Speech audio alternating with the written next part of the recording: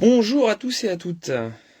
Aujourd'hui, dans ce live questions-réponses, nous allons traiter pas mal de sujets. Donc, pour commencer, j'ai eu une question par rapport à l'acidité de l'estomac. Donc, je vais attendre un petit peu que tout le monde se connecte. Donc, je vous ai mis un texte récapitulatif de tout ce que nous allons voir dans ce live.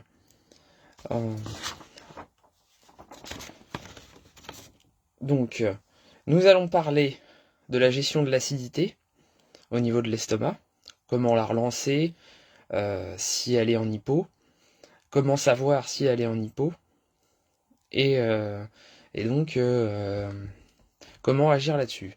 Ensuite, nous allons parler de tendinite récurrente, chronique, de comment nettoyer son foie et sa vésicule biliaire, de,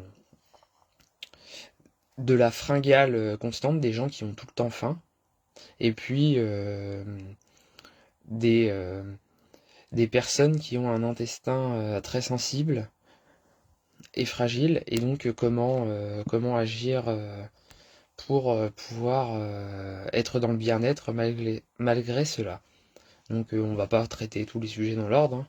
Ça va dépendre aussi des interactions que j'aurai avec vous, des questions. Bonsoir Simone. Oui, je vois que tu me dis bonsoir, alors bonsoir à toi.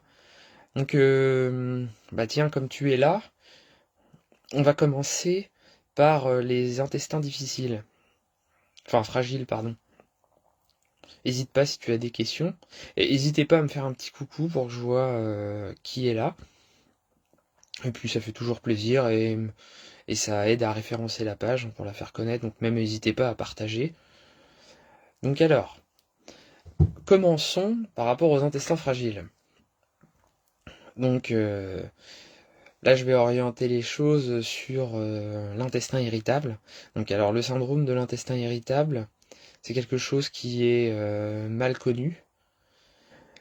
Mais au niveau scientifique, il y a des convergences vers le fait que c'est relié à un système immunitaire déréglé, donc notamment en rapport avec les IgA, les IgM, il y aurait un déséquilibre, et donc en fait un manque d'IgA notamment.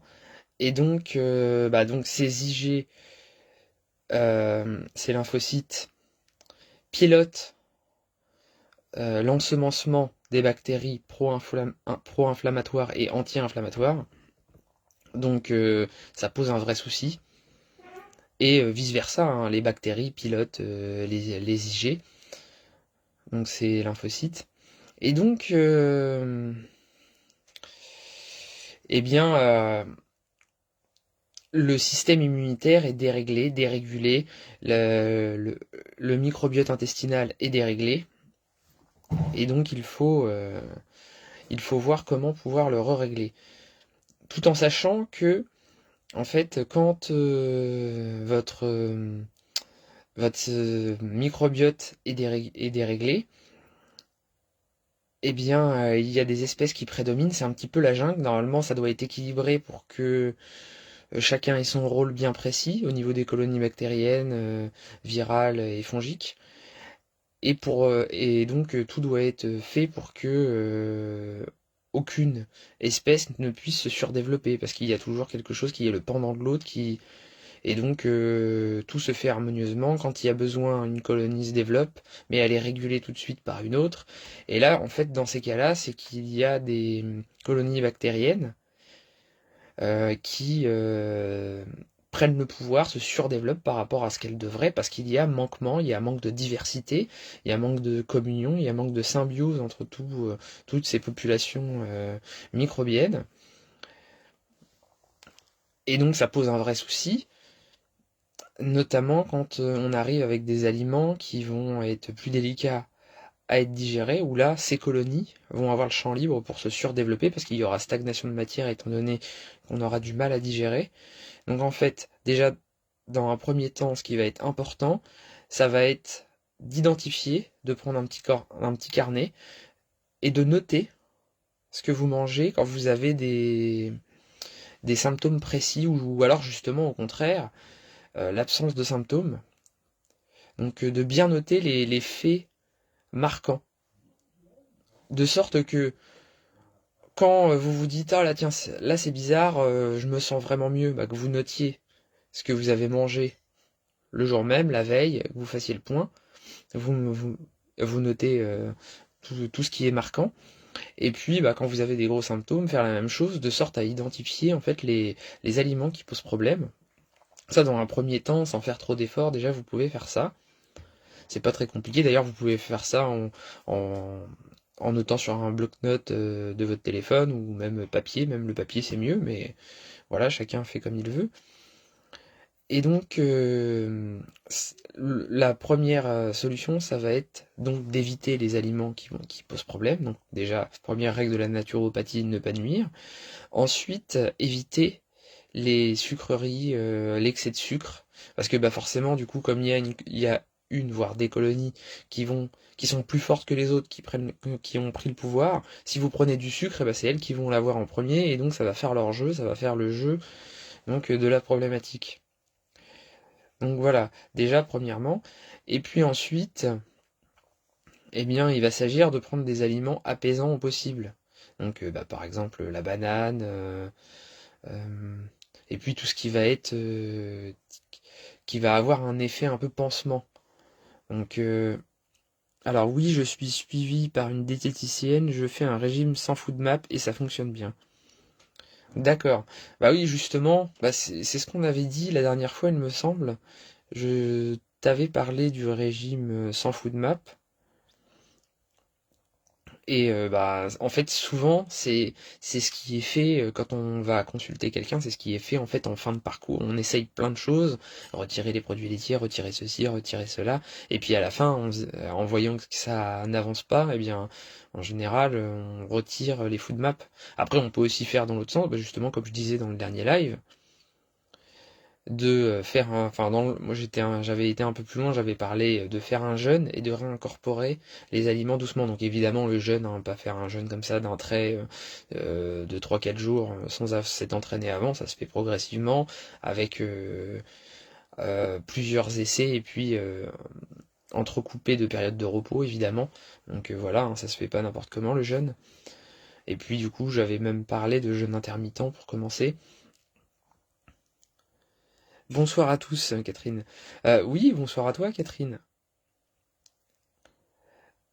Bérangère, bonsoir, c'est quoi FoodMap? C'est les aliments fermenticibles. Donc bah ça va être donc pas mal d'aliments. Donc dans le régime sans FoodMap, là on mange plus grand chose. Bah, tu pourras regarder sur internet hein, après régime FoodMap, tu verras que il reste pas grand chose à manger. Et, et donc moi donc j'avais parlé de faire un jeûne et de réincorporer des aliments progressivement. Donc là, toi, si tu. Après, il y a aussi la possibilité de faire du régime sans food map directement et puis voir ce qui se passe. Mais après, justement, là où je veux en venir, c'est que il y a pas mal de trucs et astuces de switcher d'un régime à l'autre. Mais en fait, il y a pas mal de gens que je vois, moi, en suivi, en consultation, enfin, en séance de naturopathie plutôt, qui, en fait, avant de me consulter, ont fait tout un tas de régimes. Et sur le coup, ça marchait bien. Et puis après, quand ils remangeaient normalement, ça revenait. Donc en fait, ça n'avait pas résolu les choses. Donc en fait, la clé, c'est de pouvoir avoir une amélioration après quand on reprend le régime. Et donc, pour ça, il faut travailler en parallèle sur les causes. Et donc ces causes-là, elles vont être essentiellement reliées à de l'intoxication, éventuellement de la fatigue, des comment dire, du stress. Donc déjà le jeûne ça aide de ce côté-là, mais après il y a aussi un processus aussi psychologique éventuellement. Après les causes peuvent dépendre selon le cas individuel évidemment. Donc bah, c'est pour ça que rien ne remplace une consultation. Et donc en fait là tout le travail en naturopathie, eh bien ça va être d'identifier ces fameuses causes pour pouvoir agir dessus. Donc Donc que ce soit au niveau psychologique, parce qu'en fait il y a beaucoup de problèmes digestifs qui vont être liés aux psychologies, dans le sens que la personne se stresse, donc comme elle est stressée, eh bien elle va se crisper sur sa digestion. Nathalie, coucou. Oui, coucou à toi Nathalie. Donc justement, là on parlait de digestion difficile surtout, et donc comment y remédier. Et donc j'en étais sur les émotions, bah tiens, tu tombes à pic, hein, parce que toi tu es sophrologue, donc les émotions ça te connaît. Je vous conseille d'aller regarder la page de Nathalie aussi, hein. Elle apporte beaucoup de clés par rapport aux émotions, donc vous pouvez regarder. Alors, comment faire un jeûne? Vers qui dois-je me diriger pour le faire? Là, il faut que tu te renseignes sur un thérapeute qui soit spécialiste du jeûne, qui ait plusieurs années d'expérience, qui fasse ça de manière encadrée. Moi, c'est ce que je conseille. Dans l'idée, faut qu'il y ait un suivi parce enfin, ça dépend comment tu veux faire le jeûne, mais moi, ce que je te conseille, c'est justement de faire ça avec quelqu'un d'expérimenté et puis dans un lieu avec un suivi, en fait. Parce que c'est pas anodin de jeûner, surtout si la personne a des soucis de santé, donc voilà. Ah, ensuite, du coup, pour revenir à ce que je disais, n'hésitez pas quand même à poser des questions, je réponds quand, euh, quand je vois et puis quand ça colle avec ce que je veux dire. Eh bien, c'est que je vous disais, peut y avoir le jeûne, donc pour faire une pause, et que ensuite ça reparte, ça puisse éventuellement apaiser les causes, puis qu'après quand on revienne ça remarche, mais ça va marcher quand le problème n'est pas trop installé. Un petit peu à l'image de pas mal de pathologies, enfin de problématiques, quand si vous vous sentez pas bien, vous vous reposez un peu, puis après bah bon c'est bon, ça repart. Ça c'est quand le problème est pas trop installé, mais quand le problème est vraiment persistant, bien installé, ça va pas suffire. Et qu'est-ce qui va se passer? Vous allez arrêter, vous allez jeûner, vous allez arrêter, ça va être un peu mieux. Bah, sur le coup ça va être mieux, puis après quand vous allez remanger, bah, vous avez perdu un peu l'habitude de manger, du coup il faut le reprendre progressivement, et au final quand vous ramenez les aliments en question, ça revient. Donc ça veut dire qu'il n'y a pas eu d'évolution. Donc il faut agir sur les causes et aussi comprendre que le corps il marche comme un muscle. S'il est fatigué de faire une fonction, eh bien au début, il y a un temps de repos qui est nécessaire, mais il faut pas que ce repos soit trop long, parce qu'après, forcément, le muscle s'atrophie, si on garde la métaphore du muscle. Et donc après, il faut faire un savant mélange entre repos et activité, en jouant justement tout simplement sur la loi d'Hormèse, donc, qui est la loi de l'adaptation, du retour à l'équilibre. Et donc c'est pour ça que je vous dis que là, dans ces problématiques-là, le suivi personnalisé, c'est vraiment très important pour voir les choses dont vous avez besoin, vous, et pas un autre, puisque bah, on est tous différents. En plus, je vous parlais des colonies bactériennes qui jouent les uns les autres, qui doivent normalement être en symbiose, mais en fait, les colonies bactériennes, enfin microbiennes, qui ont un certain rôle, ça va pas être les mêmes colonies selon les gens. Mais on remarque que il va y avoir des colonies attitrées pour tels et tels effets, mais que selon les gens, ça va pas être les mêmes types de colonies. Mais grosso modo, le microbiote s'accorde à avoir les mêmes effets. Et donc, identifier les causes, ne pas nuire, faire un plan d'action pour pouvoir améliorer les choses, et puis aller de l'avant justement vers le bien-être, travailler sur les points clés qui ont été identifiés en séance de naturopathie. Donc le corps, l'esprit. Si vous avez par exemple un problème psychologique, émotionnel, bah, justement je vous disais tout à l'heure, on peut se crisper sur nos émotions et puis mettre ça au niveau digestif. D'ailleurs souvent les personnes qui ont l'intestin irritable, eh bien, se sentent mal de base, mais sans savoir pourquoi.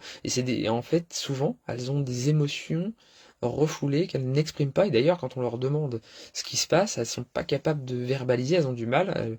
Elles disent, bah, il y a quelque chose qui va pas, mais je n'arrive pas à dire quoi. Il y a un problème avec cette verbalisation. Donc, il va y avoir le jeûne, des techniques pour améliorer sa digestion au niveau alimentaire, de changer de régime alimentaire. Enfin, j'aime pas trop ce terme de régime, mais d'optimiser son alimentation de manière personnalisée pour pouvoir mieux digérer. Mais en plus de ça, il faut aussi qu'il y ait un travail émotionnel, une distance par rapport à soi, et en même temps qu'il y ait cette distance d'aller en soi et de se confronter au problème. Donc au début, ça peut piquer un peu, hein, ça peut être compliqué, et puis justement aggraver les choses. Mais ça c'est pareil, hein, je vous recommande quand même d'aller voir un thérapeute spécialisé dans la gestion des émotions. En naturopathie, par exemple, vous avez les fleurs de Bach et puis aussi d'autres choses, ou par exemple Nathalie qui fait de la sophrologie, là qui peuvent aider, hein, en complément d'un suivi en naturopathie. Donc n'hésitez pas. Et en fait, du coup, il faut que vous vous confrontiez au problème,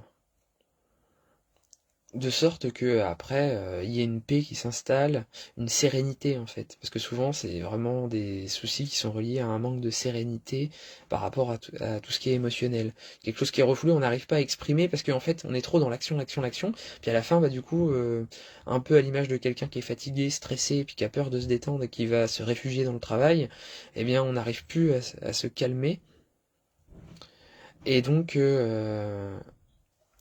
voilà, donc Sandro, coucou, faut que je te parle. Oui, mais vas-y. Bérangère, j'ai arrêté de fumer depuis 2 mois et depuis j'ai des soucis de transit et je suis en période de ménopause, ce qui n'aide pas et j'ai une colopathie. Ah oui, là c'est sûr, oui, forcément ça n'aide pas.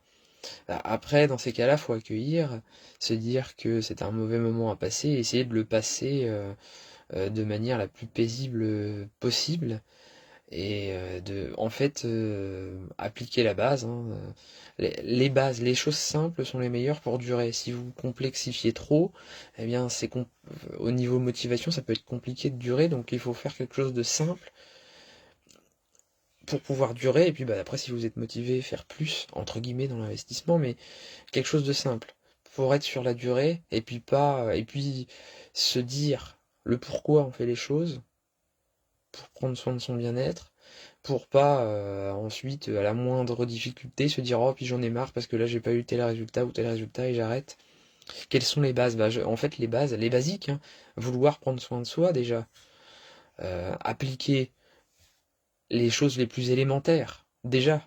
Donc dormir, manger des aliments sains, euh, avoir des bonnes habitudes, au plus basique. Et puis après on monte, on va dans le plus complexe. Parce qu'il faut savoir que justement le sommeil, c'est ce qui va être primordial pour régénérer le métabolisme, avoir un gros métabolisme, et qui dit gros métabolisme dit feu digestif plus important et plus harmonieux, meilleure vitalité. Donc voilà, c'est très très important. Et donc aussi la gestion du stress, hein, qui est concomitante aussi avec un bon sommeil, parce que si vous êtes stressé sur les nerfs, tout ça, bah, après pour dormir, c'est pas terrible. Donc voilà, revenir aux fondamentaux,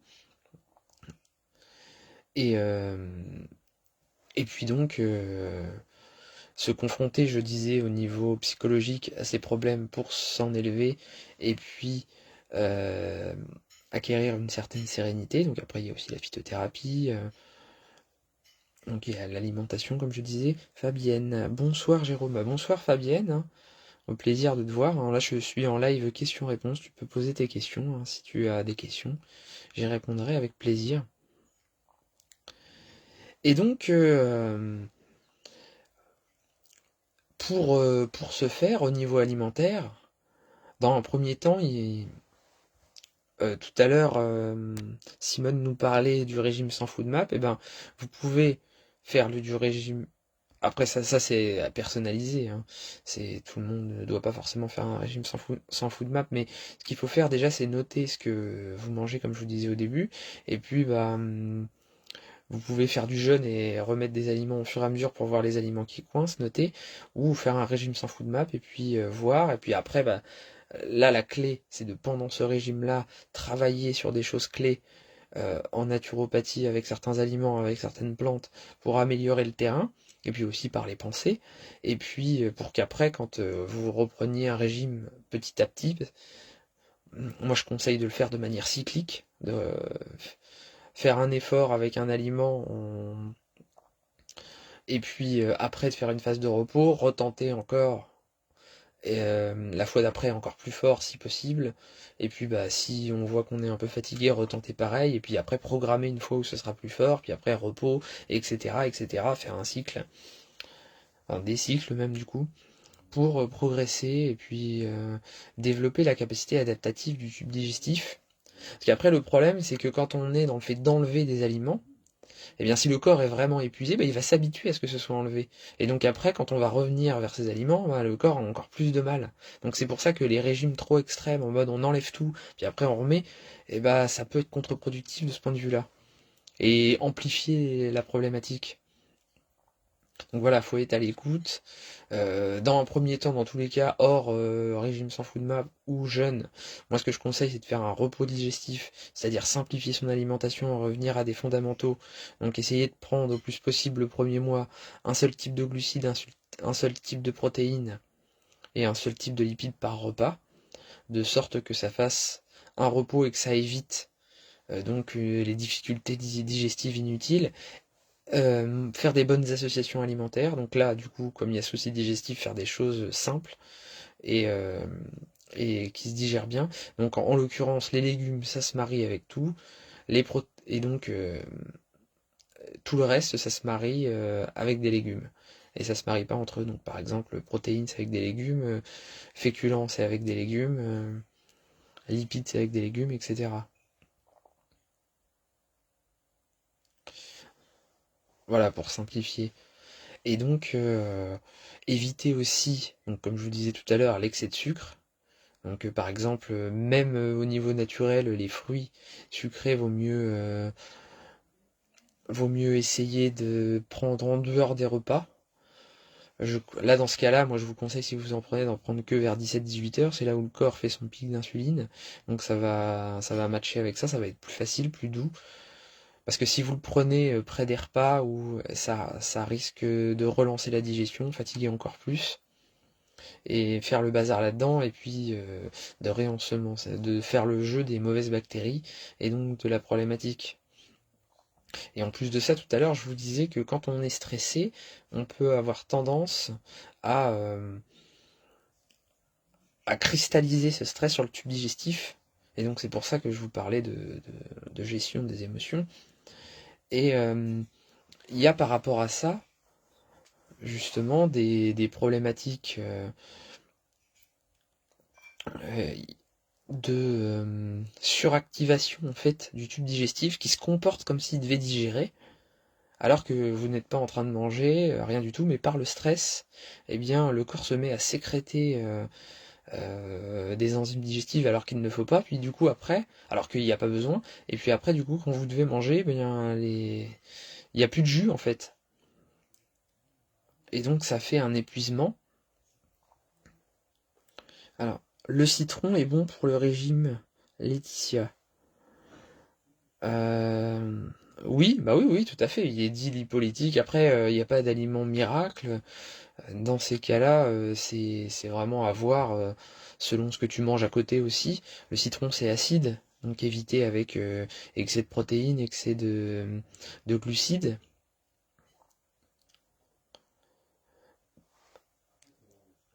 Mais sinon, oui, il est lipolytique, il détoxifie le foie qui est un organe très très très très important. D'ailleurs, je ferai un live hein, sur le foie parce que là, on va arriver vers le printemps, donc voilà, ça c'est la période pour détoxifier son foie. Donc je vous ferai un live sur le foie prochainement. Et plein de fruits différents le matin, c'est bon ou pas?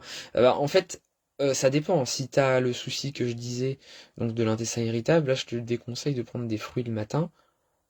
Ou alors, vaut mieux manger que ça, mais c'est pas terrible. Ça, au niveau calorique, c'est pas super. Là, le fruit, c'est vers 17-18 heures. Après, si t'as pas là, de problématique, tu peux le matin prendre ton fruit. Mais faut pas que faut que ce soit à distance du repas, idéalement pas après, c'est à choisir plutôt avant, même si c'est pas super terrible non plus, mais après il y a des gens qui te tolèrent bien, donc si toi tu te tolères bien, ça va, mais sinon vaut mieux éviter. La tisane de fenugrec. Bah, la tisane de fenugrec, ça va être très bien, notamment pour un autre sujet je voulais aborder, c'est la glycémie, la gestion de la glycémie. C'est un régulateur de la glycémie, et puis ça favorise l'appétit, et ça régule l'appétit. Bah, justement, c'est la plante qui fait grossir les maigres et maigrir les gros, comme on dit. Parce qu'en fait, elle a une action favorable au niveau de la digestion, donc forcément, quand on peut mieux digérer, bah, on a plus envie d'eux, et donc elle va avoir tendance à donner faim. Mais si la personne a vraiment besoin de maigrir, en fait, comme ça va rétablir la digestion, eh bien, ça va pas forcément trop donner faim. Que conseillez-vous comme petit déjeuner? Moi, ce que je conseille comme petit déjeuner, c'est des bonnes protéines le matin, des bonnes graisses. Donc là, pour ça, vous avez les œufs à la coque. Pourquoi à la coque? Parce qu'en fait, ça reste gélatineux. Et en fait, pour qu'on bénéficie bien de toutes les propriétés des œufs, il faut que ce soit gélatineux. Si c'est trop cuit, enfin, c'est pas que ça aura pas de bienfaits, mais vous perdez des bienfaits inutilement. Donc les œufs à la coque. Et puis, euh, et puis aussi, là justement, particulièrement pour les personnes qui ont l'intestin irritable, de l'avocat. Donc il y a un petit souci écologique avec l'avocat, mais ça a des réels bienfaits de par le fait que, en fait, souvent quand il y a des dysbioses comme ça, comme peut y avoir dans l'intestin irritable, il y a aussi une problématique de terrain et d'acidité. Enfin, et donc la gestion de l'équilibre acido-basique est primordiale, et en fait, les protéines, les graisses, souvent, c'est acidifiant. Et là, ça fait partie des, d'un des seuls aliments qui apporte un bon taux de protéines, donc 7 grammes pour 100 grammes, qui est à peu près l'équivalent du lait maternel. Donc le lait maternel, c'est un lait qui est donné à un bébé qui est en développement, donc voilà, c'est bien conforme à l'équilibre du corps. Et des bonnes graisses, donc il n'y a pas des oméga 3, il faut prendre des oméga 3 à côté, hein, comme je vous disais dans ma publication aujourd'hui sur les oméga 3. Il y a des besoins de 2 à 3 grammes par jour à peu près. Bon, après ça dépend hein, de votre activité, etc. Mais bon, voilà, donc l'avocat avec par exemple, vous pouvez prendre des légumes. Donc en prenant des légumes apaisants, donc les légumes qui ont tendance à être faciles à digérer, pas trop fibreux, aussi dans le côlon irritable, faut essayer d'éviter l'excès de fibres. Et en fait, ce qui est dommage, parce qu'en fait, il y aurait besoin des molécules des légumes, mais en fait, c'est compliqué de prendre beaucoup de légumes à cause des fibres. Donc là, ce qui est intéressant, c'est les jus. Les jus, en dehors des repas, donc, du coup, les jus de légumes, et en prenant des jus apaisants, donc en évitant à outrance les jus irritants, donc les jus de choux qui sont très bons, mais qui peuvent être irritants, donc en prendre, mais avec vraiment parcimonie. Alors, œufs biologiques et ou bleu blanc cœur. Oui, des œufs bio, oui, c'est mieux. Donc oui, Sandro, tu me disais des fruits au déjeuner, c'est pas conseillé. À part si tu as une bonne vitalité digestive, où là, bah, tu le prends et ça pose pas de problème, tant mieux pour toi, mais vaut mieux quand même éviter si tu as une bonne vitalité, malgré tout, pour pouvoir la garder. Parce que, en fait, ce qui va se passer avec les fruits, c'est qu'un fruit, ça se digère assez rapidement. Si vous le mangez le fruit, en 20 minutes, une demi-heure, il est digéré. Parce que il va y avoir des fibres dedans, mais c'est des fibres solubles qui passent très bien. Et en fait, il se digère surtout au niveau de l'intestin grêle. Et donc, ce qui se passe, c'est que si vous le prenez après avoir mangé, eh bien, il va être avec le bol alimentaire, mais il va pas trop se digérer avant. Et déjà, il va être ralenti par le bol alimentaire, là où normalement en 20 minutes, pouf, il arrive, il est digéré rapidement et hop là. Bah là, du coup, il est mis en attente avec le bol alimentaire et il va fermenter, il va ralentir la digestion du bol alimentaire. Donc avec, par exemple, si vous avez pris de la viande, des pâtes ou je sais pas quoi, bah là, ça va faire des choses pas très cool. Donc si vous avez l'intestin irritable, là, c'est la catastrophe ADA. Donc voilà, évitez l'excès de fibres, prendre des fibres quand même, favoriser les fibres solubles, éviter les fibres insolubles. Vous pouvez en prendre, mais essayez de prendre celles qui sont le plus douces possible. Ce qui va être farineux, éviter de le prendre en excès. Éviter les céréales aussi. Donc fermentation et RGO. Oui, par exemple. Voilà, c'est ça. Quand il y a un souci comme ça, oui. Virginie, bonsoir à vous. Bonsoir à toi, Virginie. N'hésite pas si tu as des questions, parce que là c'est un live questions-réponses, donc spécialement pour répondre à vos questions. Donc là, j'étais sur l'intestin irritable. Donc je vous parlais. J'ai tout le temps faim, merci pour votre direct. Ah oui, bah ça je l'avais noté celle-là. Je vais y répondre tout à l'heure. Et donc là je finis brièvement sur l'intestin irritable. Donc aussi il y a quelque chose qui est important, ça rejoint ce que j'ai déjà dit par rapport à l'émotion ou à l'émotionnel, c'est l'excès de pensée. Souvent c'est des personnes qui ont un excès de pensée. Donc là dans ces cas-là, il faut prendre un recul là-dessus, méditer, ou alors ça peut être compliqué de méditer pour certaines personnes, ça peut être un effort trop important, mais en tout cas, si vous voyez que ça vous va pas la méditation, eh bien, il va falloir trouver quelque chose qui vous calme, qui vous détend, qui vous ancre. Voilà, et après, du coup, c'est à individualiser hein, pour les conseils plus précis. Euh, Aussi, quelque chose qui revient souvent, c'est les personnes qui mangent en excès des salades. Là, faut éviter, hein. Si vous voulez prendre de la salade, vaut mieux prendre des épinards, du concombre, quelque chose qui est apaisant. Sandrine, ou cohérence cardiaque. Ben oui, oui, tout à fait. Il y a tout un panel de choses qu'on peut faire naturellement pour se calmer. Là, c'en est une très bonne. Ouais, tout à fait. C'est vraiment super la cohérence cardiaque, je recommande. Et ah oui, aussi éviter l'excès de légumineuses et puis éviter le soir de prendre des trop gros repas. Moi, c'est ce que je constate. Parce que en consultation, des fois, moi, j'ai des personnes qui me disent, non, mais moi, je mange sain. Et en fait, ça veut dire quoi manger sain? Parce que il y a des raccourcis qui peuvent être faits entre manger naturel et manger sain.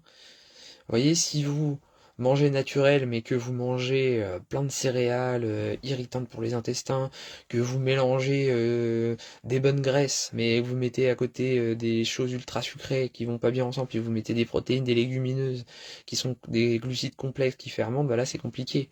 Vous voyez?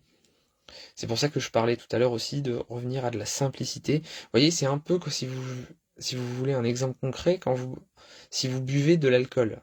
Si vous buvez tout le temps le même alcool dans une soirée, vous allez avoir moins la gueule de bois en ayant bu la même quantité que si vous prenez plein d'alcools différents. Vous prenez 6 alcools différents en prenant 6 verres, bah, si vous prenez 6 verres du même alcool, ça va quand même être beaucoup plus facile à digérer.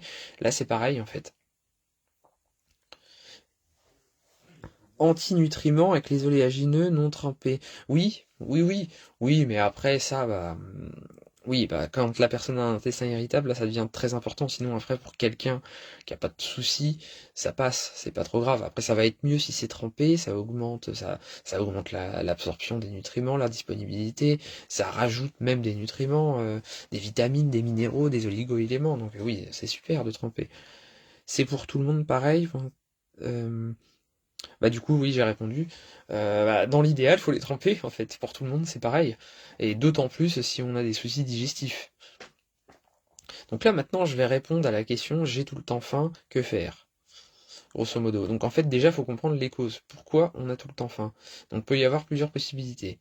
Alors il y a une des possibilités qui est pas forcément super cool, c'est que on a une petite ulcération et que du coup on a une sensation de vide à chaque fois qu'on arrête de manger. Parce que bah forcément l'ulcération est avide, et du coup on a envie de manger pour combler. Après, bon bah là dans ces cas-là, il faut aller voir un professionnel de santé, voilà, il n'y a pas de. Enfin voilà, puis c'est même lui qui le découvre en général, mais du coup, Voilà, dans ces cas-là, faut faire attention et suivre les conseils de son médecin. Et après, sinon, plus communément, il va y avoir la faim émotionnelle. Donc, je ne vais pas, j'ai un problème avec mon vide, je suis dans l'action, l'action, l'action, l'action, et j'ai du mal à m'arrêter, me poser, et j'ai peur de ce vide, et puis donc pour combler, eh bien je mange pour le plaisir. L'exemple qui arrive souvent, c'est quelqu'un qui a une journée stressante, il prend sur lui toute la journée, et puis en fait du coup quand il rentre chez lui, il veut être dans le laisser-aller, avoir une alimentation de plaisir pour avoir le plaisir qu'il n'a pas eu dans la journée, pour pouvoir aller se coucher tranquillement ensuite. Et bah, donc ça, du coup, c'est à éviter. Il faut le comprendre qu'on a une journée stressante, et puis trouver d'autres solutions que ça, et en fait se détacher de ça. Donc il y a ce côté-là, mais après, il n'y a pas que ça. En général aussi, les gens qui ont tout le temps faim mangent beaucoup sucré. Je sais pas si c'est ton cas, toi, Virginie, mais souvent c'est ça. Ah bah voilà, j'ai ma réponse, j'ai un début d'ulcère. Oui, bah non, c'est souvent ça. Sinon, j'allais dire une autre explication, c'est excès de sucre. Parce que le problème de l'excès de sucre, c'est que bah, ça fait des pics de glycémie, et donc du coup, bah, ça fait des pics dans un sens, glycémie qui monte, mais après le corps, comme il s'excite, il fait glycémie dans l'autre sens. Puis en fait, ça fait, si le centre est là, bah, ça fait pic, hop, puis après ça descend un peu plus bas, puis pouf là, puis en général, et ben ça fait de moins en moins des gros pics pour revenir à l'équilibre. Souvent, ça fait ça. Et donc, bah, quand vous avez le pic d'hypoglycémie, bah, vous avez une grosse fringale et en fait, du coup, vous avez tout le temps faim. Et ça, en plus, en parallèle, c'est relié souvent à un manque de minéralisation du tube digestif. La personne est déminéralisée, du coup, comme elle est déminéralisée, elle a des problèmes avec ses neurotransmetteurs, les hormones du bien-être. Du coup, elle a envie d'avoir le sucre parce que ça fait de manière immédiate un pic de dopamine, sérotonine, etc., plein de bien-être. Et le problème, c'est qu'en faisant ça, ça acidifie le milieu, ça déminéralise encore plus, et du coup, ça amplifie le terrain d'avoir des envies justement de sucre comme ça. Et donc, en parallèle de ces excès sucrés aussi, il y a comme cause une dysbiose, un petit peu à l'image de l'intestin irritable, mais là du coup un peu différemment, qui, cette dysbiose crée en fait une mauvaise régulation des hormones de satiété. Parce que le microbiote est très important pour la gestion hormonale, donc dans le tube digestif et aussi à l'échelle endocrinienne sur tout le corps, parce qu'il va sécréter des molécules mimétiques aux hormones, donc qui vont pas être des hormones, mais qui vont créer, qui vont se fixer sur les récepteurs des hormones et avoir la même action que les hormones. Et en plus, ils vont même créer des hormones, ils vont même sécréter des vitamines, enfin voilà, il y a plein de choses qui sont faites en bien comme en mal. Ça peut, si du coup vous comprenez que si ça va pas bien, ils peuvent sécréter des choses pas cool. Donc c'est très important. Tout à l'heure, Sandro nous parlait de citron. L'avantage du citron, c'est il va être anti-infectieux et, euh, et il va aider à empêcher l'excès de pullulation de certaines populations qui prennent trop le pouvoir et qui sont négatives quand il y a dysbiose. Parce que quand il y a dysbiose, le problème c'est qu'il y a quelque chose à digérer et donc il y en a une qui a une plus grosse armée, qui est plus forte que les autres, et du coup c'est elle qui va manger d'abord un petit. C'est un peu comme si vous avez, comme quand vous avez des animaux, plusieurs animaux que vous leur donnez à manger, des fois si c'est la jungle qui se connaissent pas trop, c'est le plus fort qui va prendre le tout. Là c'est un peu ça, hein. Une tisane pour dormir tranquille la nuit. C'est très important ça justement sur la durée. C'est pour ça que je parlais des fondamentaux tout à l'heure, mais bien dormir, du coup, ça va permettre de reposer, d'améliorer la vitalité. Et là, du coup, quand on a bien dormi, qu'on est bien vitalisé, euh, et bien tout simplement, après pour digérer le lendemain, c'est quand même beaucoup mieux. Parce que si vous dormez pas bien, le corps entre agir et digérer, il faut qu'il choisisse. Et donc c'est pour ça que qu'est-ce qui se passe? On a à midi, enfin vers 13 heures après avoir mangé, souvent on a envie de dormir parce que le corps il se dit entre digérer et être présent dans le moment présent, faut choisir, et là du coup il choisit de digérer, donc du coup on est fatigué. Et c'est pour ça aussi qu'il y a des sportifs qui vont vomir s'ils ont trop mangé, qui font l'effort, parce que le corps il est en mode je mange ou je fais l'effort physique ou je digère, hein. C'est compliqué de faire les deux à la fois. Peut-être apporter des aliments fermentés pour reminéraliser vitaminer, soutenir le microbiote. Oui, oui, exactement. Bah, d'ailleurs, c'est ce que je disais dans le dernier live quand je vous parlais du kéfir. Il y a le kéfir de fruits, où il y a manger de la choucroute, ou du kombucha, ou d'autres aliments fermentés. Après, attention, si c'est vraiment le bazar dans votre microbiote, faudra y aller doucement, progressivement, à votre rythme, parce que bah, du coup, si c'est le 14 juillet là-dedans, puis que vous mettez d'autres microbes, bah, ça va faire des réactions qui peuvent être un peu explosives. Donc voilà, y aller avec douceur, écoute, et puis voilà, Mais en incorporer justement sur la durée, ça va aider à faire un repos digestif, à calmer. Mais après, ça va ralentir le fait que, parce qu'en fait, ça va prendre la place un peu de une action de votre microbiote, et donc ça va retarder le fait qu'il se surdéveloppe, enfin qu'il se développe bien quelque part dans l'idée, puisque du coup il va être là, mais euh, ça, ça va l'accélérer.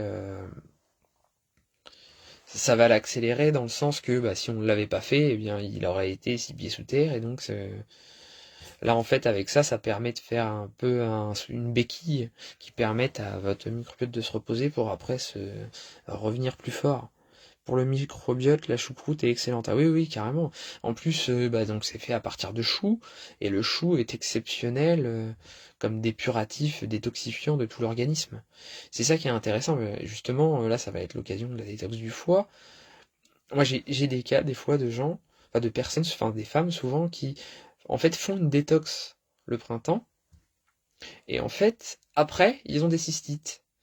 Pourquoi? Parce ils vont avoir détoxifié que le foie, et en fait, et ils vont avoir des symptômes de la détox, parce qu'en fait, enfin là, du coup, dans ce cas-là, c'est parce que ils ont trop détoxifié, donc la cure était mal dosée, c'est-à-dire qu'ils en ont pris trop pendant trop longtemps.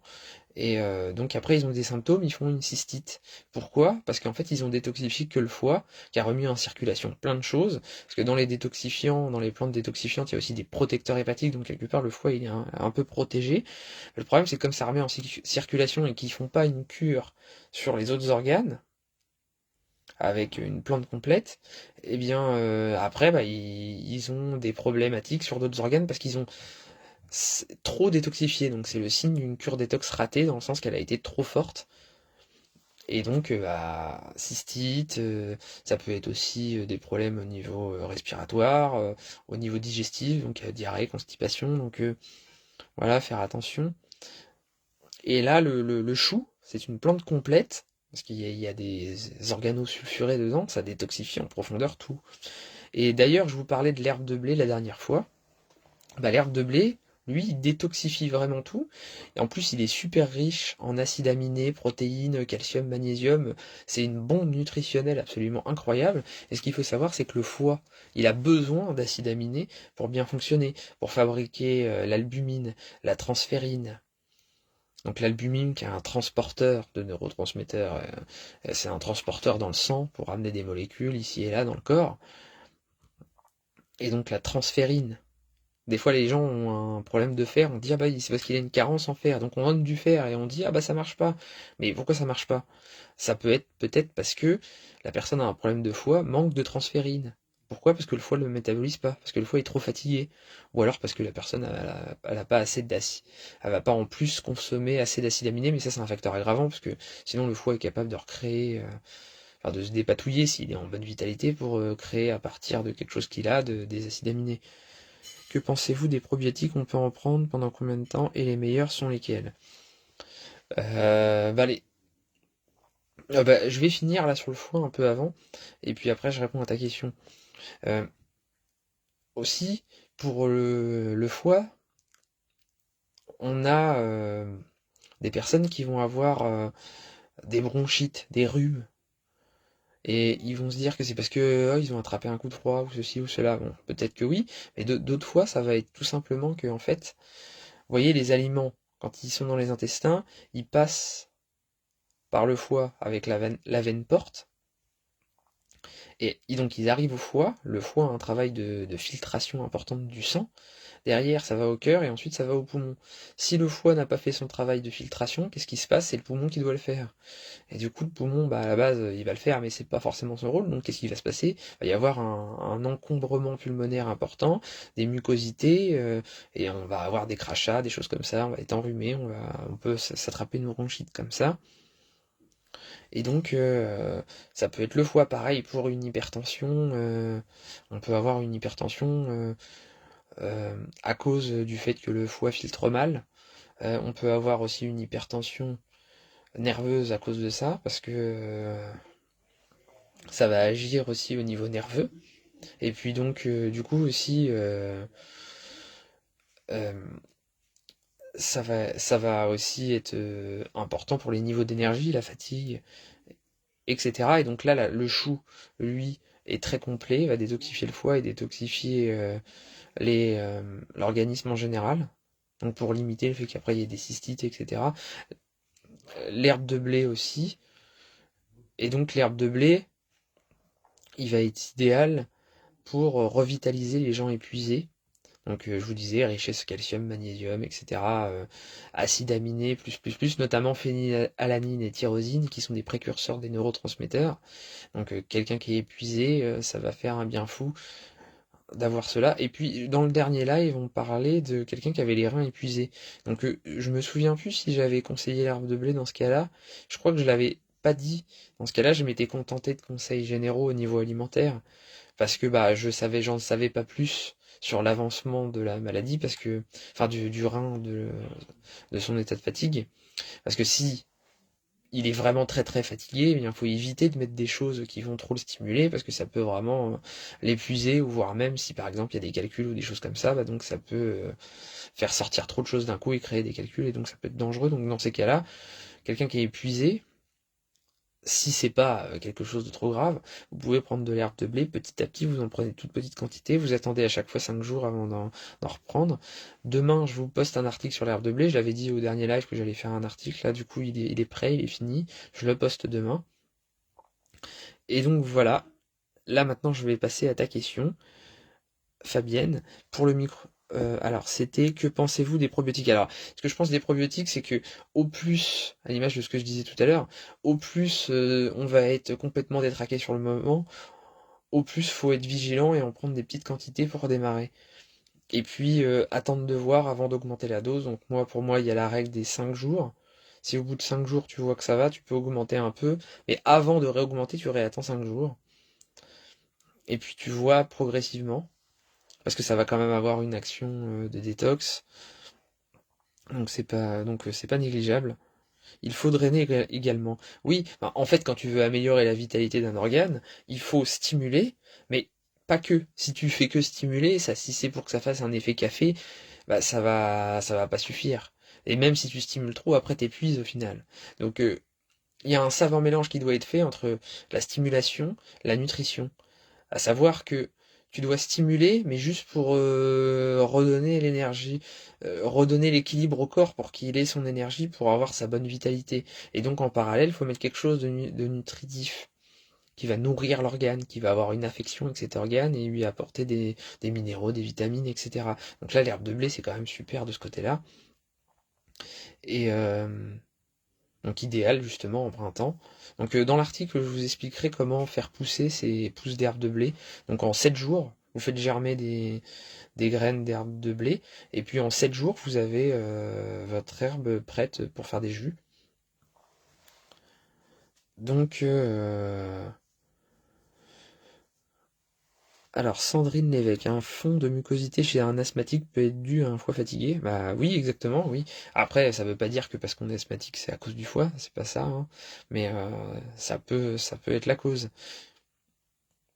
Bah de toute façon, tout ce qui est chronique, quand on fait du bien au foie, on voit la différence parce que en fait, le foie, il va servir à rendre éliminables les choses qui doivent être éliminées, parce qu'il y a des choses qui ne peuvent pas être éliminées en l'état, donc il faut les métaboliser pour qu'après ils puissent être éliminables. Ensuite, c'est envoyé aux organes d'élimination, et il va aussi aider à être utilisable des molécules. Donc fatalement, si votre foie est plus performant, qui métabolise plus vite pour éliminer et plus vite pour utiliser, pour créer les molécules dont le corps a besoin, fatalement, ça aide dans tous les processus, que ce soit inflammatoire, immunitaire, etc. Donc bah là, fatalement, quelle que soit votre problématique, ça fera un bien fou.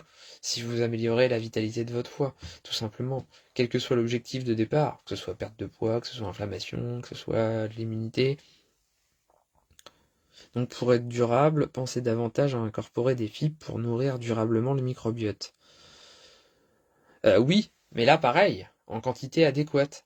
Parce que si le microbiote est déséquilibré, quand tu vas te donner des fibres, comme c'est une nourriture de base pour le microbiote, bah, qui va quand même favoriser les bonnes bactéries, mais la bactérie qui est dominante, enfin je simplifie parce qu'il n'y a pas qu'une bactérie, mais la colonie dominante, elle va prendre le gâteau en premier, quoi, en fait. Donc il faut en prendre, mais pas trop, parce que si t'en prends trop puis que t'as une dysbiose, bah, ça va ballonner. Donc là, à l'image de ce que je disais tout à l'heure, c'est favoriser les fibres solubles et limiter les fibres insolubles. Alors, Sylvienne Tormen, comment améliore la vitalité du foie? Là, du coup, en revenant sur des principes de vie fondamentaux, donc prendre soin de soi à la base par la pensée, euh, faire des bonnes associations alimentaires à l'image de ce que j'ai dit tout à l'heure, bien dormir, travailler sur ses pensées, sur justement à ne plus les avoir, à être bien avec soi, avec son vide intérieur, se calmer, éviter de faire en fait plusieurs choses en même temps en mode je fais ça puis vous voyez les métiers où on passe d'une chose à une autre sans trop voir le bout de ce qu'on a fait, on fait ça puis après ça puis après ça puis après ça et puis en fait on est tout le temps en mode adrénaline, ça fait des coups au foie, après perte d'énergie, ça fait des pertes d'énergie importantes. Caroline Boyer, bonsoir, j'arrive, c'est un live de quoi? Donc c'est un live question-réponse. Donc aujourd'hui, donc je parlais de l'intestin irritable, voilà, du coup du foie. Euh, et puis d'ailleurs, j'ai prévu de parler de la détox du foie et de la vésicule biliaire, de la tendinite récurrente, de la gestion de la glycémie, du fait d'avoir tout le temps faim. Voilà.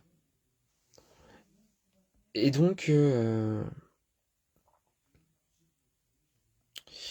que vous avez des questions? L'ail, c'est bon. Bah oui, là, l'ail, ça va être très bon. Là, il va y avoir justement, tu parlais de fibres tout à l'heure. Eh bien, dans l'ail, il va y avoir des fibres, mais c'est des fibres qui vont favoriser les bonnes bactéries. En plus, l'ail est anti-infectieux. Donc voilà, ça va être très bien.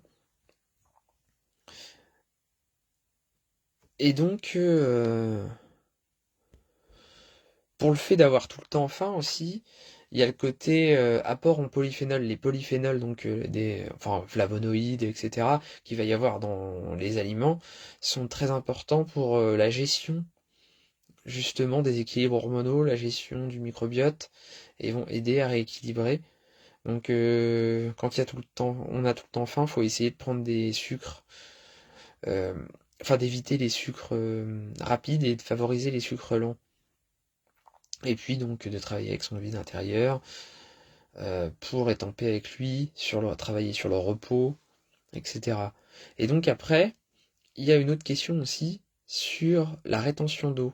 Donc la rétention d'eau, là, en général c'est plus aux jambes, enfin, il peut y en avoir pas un peu partout, mais en général c'est plus aux jambes, ça peut être lié, il peut y avoir plusieurs causes, donc souci de circulation, donc que ce soit veineuse ou lymphatique.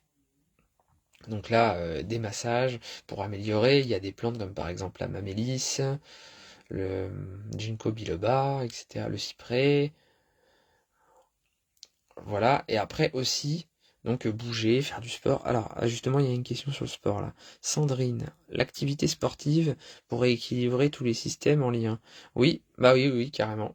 Alors, en fait, c'est comme tout, hein, faut faire du sport, mais pas trop. Faut un peu de tout. Il y a un temps pour tout, comme on dit, et il y a un équilibre de tout à avoir. Dès qu'il y aura un excès, forcément, ça partira dans le mauvais sens. Donc oui, sinon, je reviens à la question d'avant. Comment améliorer la vitalité de son foie? Donc en prenant une plante pour faire une cure détox, en alliant aussi le repos, la bonne nutrition. Alors Simone, je vous laisse, je regarderai la fin du live en replay, bise et douce nuit.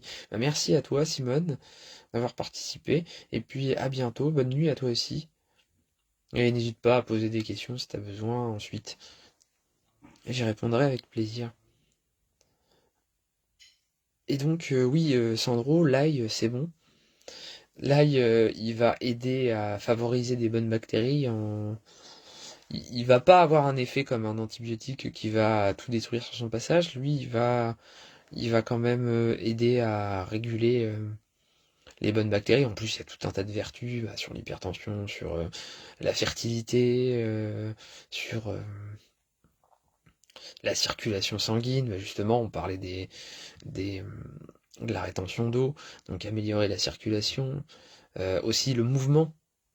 Bien avoir du mouvement, bien manger, bien détendre la zone. S'il y a aussi rétention d'eau, c'est qu'il y a inflammation. Dans ces cas-là, donc adopter une alimentation anti-inflammatoire, des gestes anti-inflammatoires, donc beaucoup de repos et aussi du sport, sans dépasser les capacités adaptatives. Comme je vous disais, dans les régimes, entre guillemets, si on dépasse trop la capacité adaptative, c'est mauvais. C'est qu'il faut des fois aller tout près, mais jamais la dépasser pour pouvoir se développer. Merci Jérôme. Bah, je t'en prie Simone, bonne soirée à toi. Et donc pour pour la rétention d'eau, il y a des plantes symptomatiques, par exemple comme l'ortie, qui aide à drainer tous les liquides et tout. Et donc, ce qu'on peut faire, c'est aussi prendre des choses anti-inflammatoires pour aider à calmer. Donc, ça peut être en huile essentielle, comme la Golterie par exemple. Enfin, l'huile essentielle de cyprès, de lentisque. L'huile essentielle de lentisque pistachier est très intéressante. Voilà. N'hésitez pas en passage si vous avez d'autres questions. Donc pour le dosage avec le lentisque, tu peux mettre une goutte dans une cuillère à soupe d'huile végétale, idéalement de la calophylle inophile, mais si t'as pas, tu mets une autre et puis tu masses. Et sinon après pour la circulation, je vous ai dit amamélis, cyprès, ginkgo, une des deux, vous prenez un dosage classique qui est marqué sur la boîte. Et puis bah, sinon après c'est améliorer la digestion, etc., bon sommeil, etc. Il faut évoluer en mode routine, j'imagine. Bah oui, en fait, le corps, il a besoin d'une routine, et il a besoin aussi de petits changements de temps en temps pour augmenter sa capacité à s'adapter à des changements. Après aussi, j'avais une question par rapport au diabète, à la glycémie. En fait, au niveau de la glycémie, il va y avoir des plantes symptomatiques entre guillemets. Moi, je préfère travailler sur les causes, mais je vais quand même vous dire les plantes symptomatiques en début. Donc, vous avez par exemple le fenugrec, dont Sandro nous parlait tout à l'heure. Le fenugrec, vous avez l'huile de nigel. Donc pour le fenugrec, ça peut être une demi à une cuillère à café, 1 à 3 fois par jour, avant les repas. Et puis pour l'huile de nigel, c'est une cuillère à café avant les repas d'huile de nigel. Et puis donc aussi vous avez la feuille de comment dire de myrtillier, le gymnéma sylvestre. Donc en plus là pour les envies sucrées qui va aider parce qu'il va rentrer en compétition avec le sucre et en plus de ça il va ralentir l'absorption des sucres donc il va aider à limiter les envies sucrées et il a été démontré comme ayant une capacité dans des études à régénérer des cellules des îlots de Langerhans du pancréas donc pour améliorer la réponse insulinimique donc là, ça va être très intéressant. Mais après, pour le diabète, il faut voir les causes. Donc, comme je vous disais, les symptomatiques, moi, c'est pas ce qui m'intéresse le plus, c'est les causes. Et donc là, en l'occurrence, pour les causes, il y a le foie gras. Donc, excès, parce que le foie, c'est lui qui va gérer la gestion de la glycémie. Et aussi le pancréas, qui lui va sécréter l'insuline. Donc, dans les causes, il peut y avoir une fatigue, justement, du pancréas. Bah, en fait, ça peut être manque de sécrétion d'insuline ou en plus résistance à l'insuline. C'est-à-dire que c'est un petit peu comme les vases communicants où ça va du plus vers le moins. Si c'est trop ça contient trop, bah du coup pour rentrer, faut forcer, faut pousser, et du coup faut pousser plus pour que ça rentre. Pour la métaphore. Voilà, donc du coup la solution ça va être de détoxifier son foie de l'excès de graisse et donc faire quelque chose là du coup en y allant en douceur, progressivement, pas faire des gros à-coups parce que ça va pas aimer, ça va fatiguer le pancréas qui va devoir faire des gros pics d'insuline. Donc faire une détox en douceur du foie dans ce cas-là. Et puis tout simplement comme il y a le côté émotionnel avec le tube digestif, travailler sur ses émotions. Donc manger des choses qui vont être plus digestes, favoriser la digestion au possible au maximum, éviter les sucres rapides, hein, là du coup c'est la logique même, hein. Alors, Sandrine, le stress et système des corticosurrénales sont une des causes pour la glycémie, oui. Bah, on dit que la gestion de la glycémie, c'est l'avant-garde du système nerveux. Parce que bah, forcément, si tu as trop de glycémie, pic d'adrénaline, insuline, hop là, mais en général, du coup, comme tu t'es trop excité, le pancréas est un peu trop excité, bah, t'as pic dans l'autre sens, t'as hypo après. Du coup, repic d'adrénaline. Du coup, bah, ça va épuiser tout le système nerveux, puis ça va te faire que tu vas t'énerver, tu vas être dans la peur, en fait. Donc, du coup, oui, c'est lié. Et si t'es dans la peur, du coup, tu vas le surstimuler et si t'es dans le stress, tu vas épuiser ton pancréas, ton foie, etc. Et puis, si t'épuises ton foie, ton pancréas, tu vas épuiser ton système nerveux aussi. Voilà, tout est lié, hein. Et ah oui, tout à l'heure, je vous parlais du foie, des maladies qu'il peut engendrer. Bah, par exemple, aussi, ça peut créer des migraines. Il y a les migraines hépatiques. Ça peut créer de la tension, ça peut créer, voilà, tout plein de choses. Sandro, le problème du sport, le lendemain on bouge plus. Ah oui, bah là du coup ce que je disais avec la phase de repos. Ça le met bien en exergue. C'est que après un gros effort, repos. Voilà, là il me reste à parler du nettoyage de la vésicule biliaire. Donc bah, pour la vésicule biliaire, j'avais une question pour comment nettoyer sa vésicule biliaire. Donc là, il existe des plantes. Après, le problème, c'est que c'est quelque chose qui doit être encadré. Parce que bah, si vous avez dans la vésicule des cailloux, puis que vous vous drainez trop, bah, selon l'état, ça peut être grave. C'est-à-dire que ça peut faire un énorme amas de plein de petits cailloux qui se déposent en même temps, qui bougent, et puis après, là, carrément, si c'est vraiment très grave, il y a une opération qui est nécessaire et on vous enlève la vésicule. Donc, faut pas jouer avec ça. Sinon, on plante, vous avez. Bah, après, il y a la cure, vous pouvez regarder la cure du docteur Clark. Mais ça, c'est un peu extrême. Moi, je déconseille si la personne a des problèmes de vésicule, parce que dans le sens que quand vous avez des problèmes de vésicule, il vaut mieux éviter, faut consulter un médecin avant pour savoir la gravité. Et si vous savez la gravité, là, vous pouvez y aller en mode tout doux. Enfin, bon, toute proportion gardée par rapport à la gravité de vos soucis, mais euh, allez voir un professionnel avant de vous lancer dans ces choses-là. Donc c'est pour ça, la cure comme celle du docteur Clark, c'est quelque chose de très puissant. Ça peut faire vraiment des choses graves, donc faites attention. Parce que vous pouvez très bien pas avoir de gros cailloux, mais en avoir plein de tout petits. Mais comme c'est un petit conduit, si vous les faites tous sortir d'un coup, bah là, c'est pas bien, pas bien, pas bien. Donc au niveau phytothérapie, il va y avoir le pissenlit, l'artichaut, bol d'eau. Vous allez avoir, moi je vais vous en dire du coup deux principales, pissenlit et puis parce que la cure du Dr Clack c'est avec de l'huile d'olive. Huile d'olive, sel d'Epsom, jus de pomme, pamplemousse, citron. Mais là du coup, moi je vais vous dire deux plantes, donc c'est pissenlit et puis bourgeon d'érable. Et donc, il faut commencer par des tout petits dosages, attendre bien 5 jours avant d'augmenter éventuellement. Et si vous augmentez, c'est vraiment à toute petite dose. Donc voilà, après j'avais... Ah, je vois qu'il y a une question. Quand on est en préménopause souvent en même temps, hypothyroïdie, voire hypochlorhydrie. Ah oui, il y a ça aussi dont j'ai pas parlé. Est-ce bon de consommer des choux crucifères? Ah bah non, la hypothyroïdie, hypochlorhydrie, vaut mieux pas. Enfin, vaut mieux pas. Enfin, c'est pas qu'il faut pas en prendre du tout, mais faut éviter de trop y aller avec ça, quoi.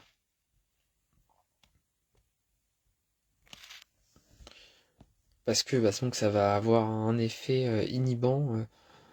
Mais bon, après, voilà, c'est toute proportion gardée. Il y a aussi des molécules qui tempèrent aussi ça, mais ça a quand même cet effet-là, donc faut éviter de trop en prendre dans ces cas-là. Donc justement, là, tu as fait la transition avec l'autre sujet dont je voulais parler. C'était l'hypochlorhydrie, problème reflux gastro-œsophagien, comment dépister, entre guillemets, enfin, comment savoir si, comment avoir une estimation de nos sécrétions d'acide chlorhydrique. Il y a un test naturel, c'est vous prenez une cuillère de bicarbonate de soude le matin à jeun, la buvez dans un verre d'eau. Normalement, vous devez avoir une espèce de petit rot dans les 2-3 minutes. Si c'est le cas, c'est bien, c'est normal. Si vous l'avez avant, c'est que vous avez déjà de l'acide chlorhydrique, donc peut-être que vous êtes stressé, que vous avez cet acide chlorhydrique. Ou si vous l'avez après, c'est que bah, vous avez sûrement une hypochlorhydrie. Christine Ansker-Anctil. Bonsoir, bah bonsoir à toi Christine. Là, je suis en plein live questions-réponses. Et donc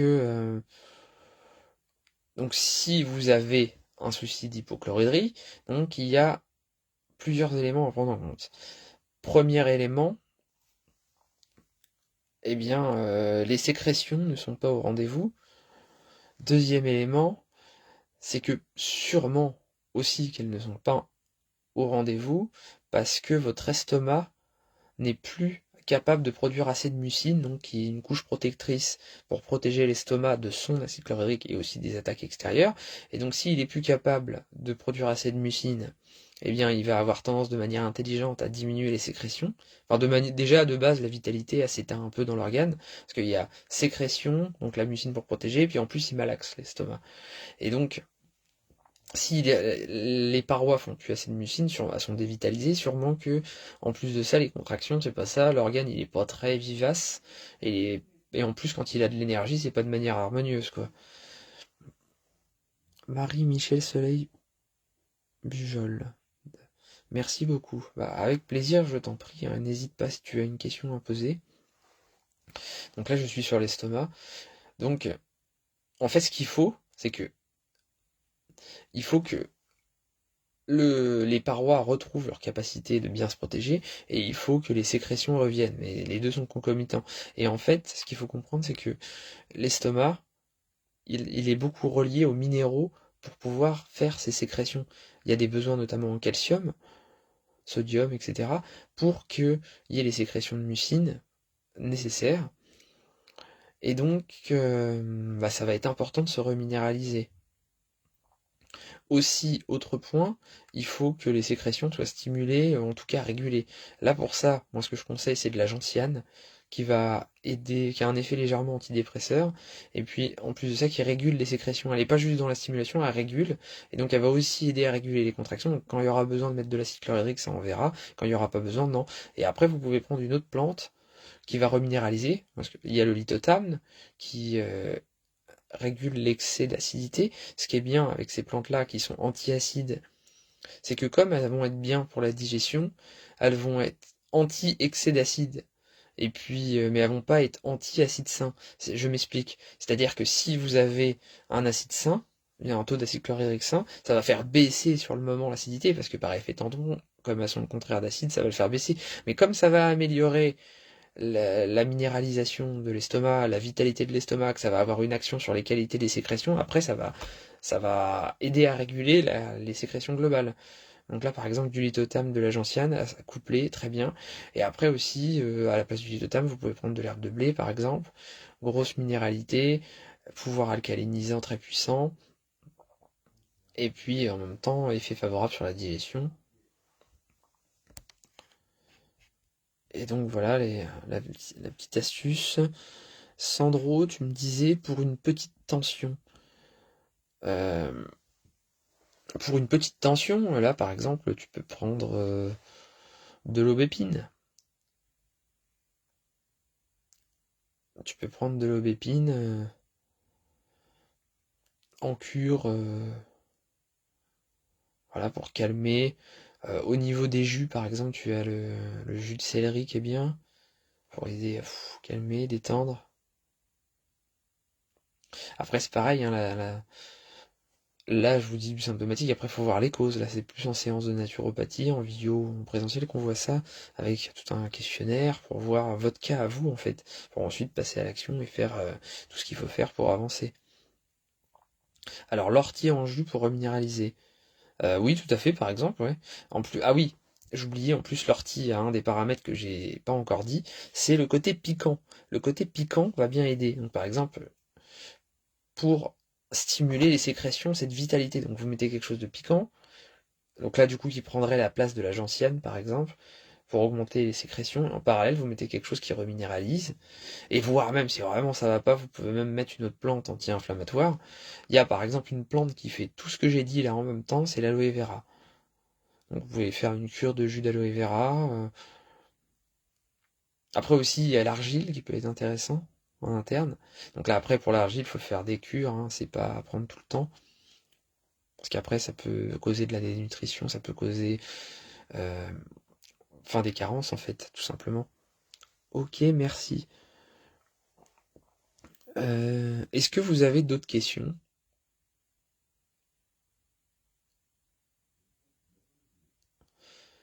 Là, j'en profite que du coup, j'ai dit tout ce que je voulais dire pour donc vous parler des prochains articles, hein. Donc je vous avais dit que je ferai un article sur l'équilibre acido-basique. Là, voilà, c'est fait, hein. J'ai plus qu'à le publier. Je le publierai prochainement. Sur l'herbe de blé, voilà, c'est fait aussi. Et puis, après, il y a d'autres articles, enfin beaucoup d'articles qui arrivent. Donc vous allez avoir des nouvelles.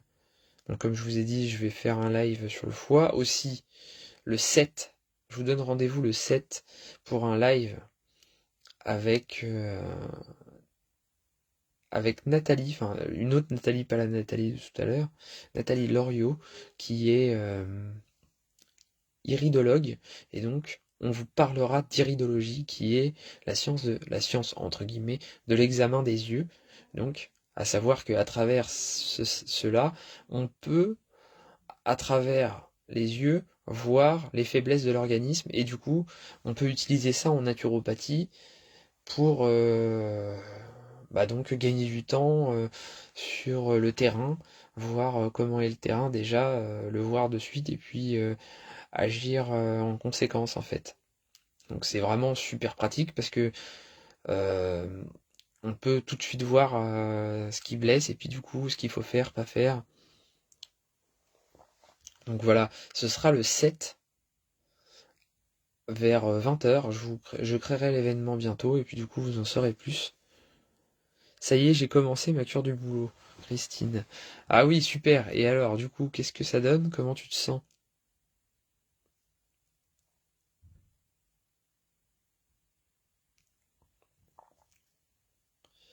On parle souvent de cet équilibre acido-basique, mais on ne peut pas de dissocier de l'équilibre oxydoréduction bioélectronique de Vincent. Oui, bah oui, oui, c'est des réactions chimiques, forcément. Dans l'équilibre acido-basique, tu as des électrolytes qui sont reliés. Donc forcément, déjà l'hydrolyse de l'eau, hein, H2O, H3O+, HO-, un proton, un électron. Merci pour toutes ces informations. Oui, puis d'ailleurs, le côté oxydoréduction, ça va même encore plus loin que l'équilibre acido-basique. Là, on peut rentrer dans des choses très complexes. C'est notamment quelque chose. Ah oui, d'ailleurs, ça me fait penser, j'ai oublié une question sur l'argile. Euh, c'est notamment une des raisons qui font que beaucoup de flavonoïdes, de molécules en fait des fruits et légumes arrivent à chélater, donc attraper des métaux lourds notamment, grâce à cette action. Et c'est aussi comme ça qu'il y a un côté antioxydant. Laurence, bonsoir Jérôme, j'arrive seulement, dommage. Ah oui, mais pas de souci, tu peux toujours poser tes questions si tu en as. Si tu as une question, toi, pour un cas personnel ou de quelqu'un que tu connais, tu peux toujours poser la question. Quand quelqu'un rôde beaucoup, ça vient de quoi? Bah, ça peut venir justement d'un manque ou d'un trop-plein d'acidité. Parce que ça peut être que justement il y a trop d'acidité, du coup tout de suite ça arrive avec l'acidité, ça réagit, ça rôde, ou alors ça peut être parce qu'il y en a pas assez et que voilà du coup c'est plus grave parce que t'as pullulation bactérienne et du coup bah dès que tu vas manger quelque chose, hop, pullulation bactérienne, ça gonfle là-dedans, puis hop, un petit rot. La gentiane ou aliment amer pour relancer? Bah, l'avantage de la gentiane, moi j'ai dit la gentiane parce qu'en fait elle est rééquilibrante. Parce que quelque chose qui quand quelqu'un est c'est plus passe-partout hein, pour le plus grand nombre de cas. Parce que en fait, quand tu, comme je le disais tout à l'heure, avec la stimulation, il fallait pas trop le faire. Si on stimule trop, après ça peut faire du bien, mais après épuisé si on le fait trop. Là, pour avoir une bonne vitalité, il faut bien équilibrer repos, action. Et donc en fait, l'avantage de la gentiane, c'est qu'elle fait ça, mais en plus de ça, elle est antidépressive, elle aide à calmer donc les personnes stressées. Et donc souvent les personnes qui ont ces soucis-là, ils sont stressés. Donc c'est pour ça qu'avoir ce calme, ça permet à l'estomac de s'harmoniser, de se reposer, de s'harmoniser en fait. Pourquoi des carences avec l'argile? Sandrine, eh bien parce que en fait l'argile, elle fonctionne en absorption, elle attrape, ou en adsorption, c'est-à-dire qu'elle attrape, mais elle peut re-rendre. C'est des échanges, et donc c'est pour ça elle va nettoyer les milieux, et puis comme elle va faire plein d'échanges, eh bien, elle va améliorer les échanges cellulaires. Donc, elle va améliorer la vie cellulaire. Et donc, elle va améliorer les fonctions de base de l'organisme pour qu'il fonctionne mieux de lui-même. Puis, en plus de ça, comme elle va enlever les déchets, qui sont une des causes du fait que, bah, il est tout raplapla parce qu'il y a trop de déchets. Donc, du coup, les choses ont du mal à circuler. Raquel, bonsoir Jérôme. Bah, bonsoir à toi, Raquel. N'hésite pas à poser des questions si tu en as. C'est fait pour ça. Là, on est dans la live question-réponse. Et donc, je disais pour l'argile, eh bien, comme ça va enlever les déchets, bah fatalement, après, le côté inflammatoire est mieux, parce que les déchets, ça peut causer de l'inflammation, ça va causer des problèmes immunitaires, donc le côté immunitaire est mieux. Et puis, les échanges, ils se font mieux, parce que quand ils étaient complètement overbookés par plein de déchets qui étaient là, qui les perturbaient, bah forcément, ça marchait moins bien. Les signaux passaient moins bien. On avait, tout avait plus de mal à bouger, donc forcément, tout revient. Et donc, ça fait ça, l'argile, mais en fait, ça va quand même absorber des choses et prendre des choses et les faire partir. Donc, c'est pour ça que ça peut causer pris sur la durée, en trop grande quantité, ça peut causer des carences. Il faut essayer de le prendre à distance des repas et des médicaments. Alors, attendez, je regarde bien les... N'hésitez pas à poser des commentaires. Alors, le stress... Alors, attendez. Je reviens sur une question d'avant.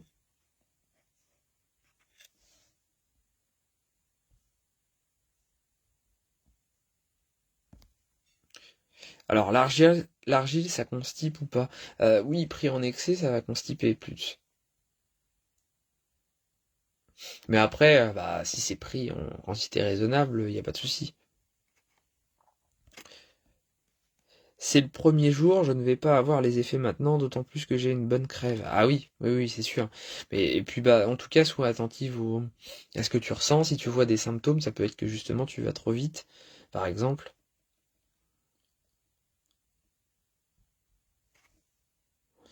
Alors, j'ai commencé une cure d'aloe vera, tu en penses quoi? Bah justement, j'en parlais tout à l'heure de l'aloe vera par rapport à la gestion de l'acide chlorhydrique, dans le sens que comme ça apaise, ça favorise la capacité à créer de la mucine, et du coup, à supporter un gros taux d'acide chlorhydrique. Et du coup, comme le corps après peut la supporter, et bien si là il est bien avec ça, et du coup il peut encore plus en envoyer. Parce que souvent, en fait, il en envoie pas parce que il y a fatigue de l'émetteur, et puis aussi parce que comme le corps supporte pas son acide chlorhydrique, le corps est pas bête, et puis il se dit on va inhiber un peu cette fonction-là parce que ça réussit pas trop. Et donc là, ça favorise les bonnes sécrétions, puis en plus ça favorise la production de mucus, et ça favorise aussi les bonnes contractions, la vitalité de l'estomac en général, donc c'est très intéressant. Et ça va être aussi très intéressant pour justement, là du coup tu fais bien la transition avec une autre chose que je voulais développer, c'est les tendinites chroniques, les problèmes articulaires comme ça qui persistent. Au niveau anti-rhumatismal, c'est pas mal l'aloe vera. Ça hydrate, ça apporte l'hydratation, ça détoxifie de manière légère. Ça détoxifie le foie, mais ça le détoxifie léger, hein, un tout petit peu. C'est pas la chose la plus puissante qu'on prendra pour le foie. Mais sur les organismes fatigués, c'est important de pas y aller trop fort. Donc ça peut être justement une bonne plante.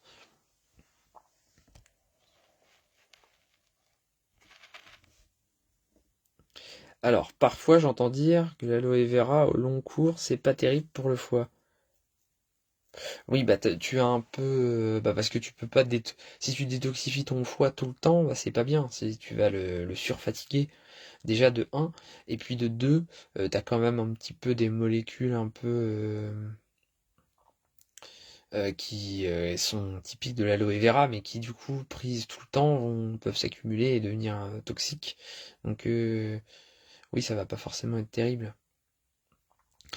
Et donc, pour revenir à la tendinite, en fait, souvent quand il y a tendinite chronique, ça va être comme problématique un manque d'hydratation. Déjà, il y a inflammation. Manque d'hydratation. Ah là, par exemple, l'aloe vera, ça va être bien. En plante, il y a le foti qui est très bien. Mais après, bon, là, c'est une plante qu'on trouve plus au Canada, aux États-Unis. C'est assez difficile de s'en procurer en France. Et aussi, vous allez avoir l'ortie, la prêle. Dans ces cas-là aussi, vous pouvez prendre du collagène hydrolysé. Donc là, il faut en prendre en dessous de 6000 Dalton. Donc il y en a du à 3000, on trouve pas mal. Je vous conseille ça, en prenant les dosages indiqués sur la boîte. En fait, les dosages, c'est adapté en fonction de si c'est en prévention, si c'est en cas de crise, etc. Normalement, c'est marqué sur la boîte, en fonction des dosages de votre complément alimentaire. L'avantage de l'hydrolysé, c'est que ça arrive dans le sang direct pour pouvoir travailler tout de suite, alors que sinon, si on prenait juste de la gélatine, en fait, ça aurait un effet, mais plus au niveau intestinal, parce que ce serait absorbé pour aller dans le sang, mais beaucoup plus lentement. Il y aurait des moins grandes quantités qui arriveraient plus lentement en plus, donc ce serait moins efficace.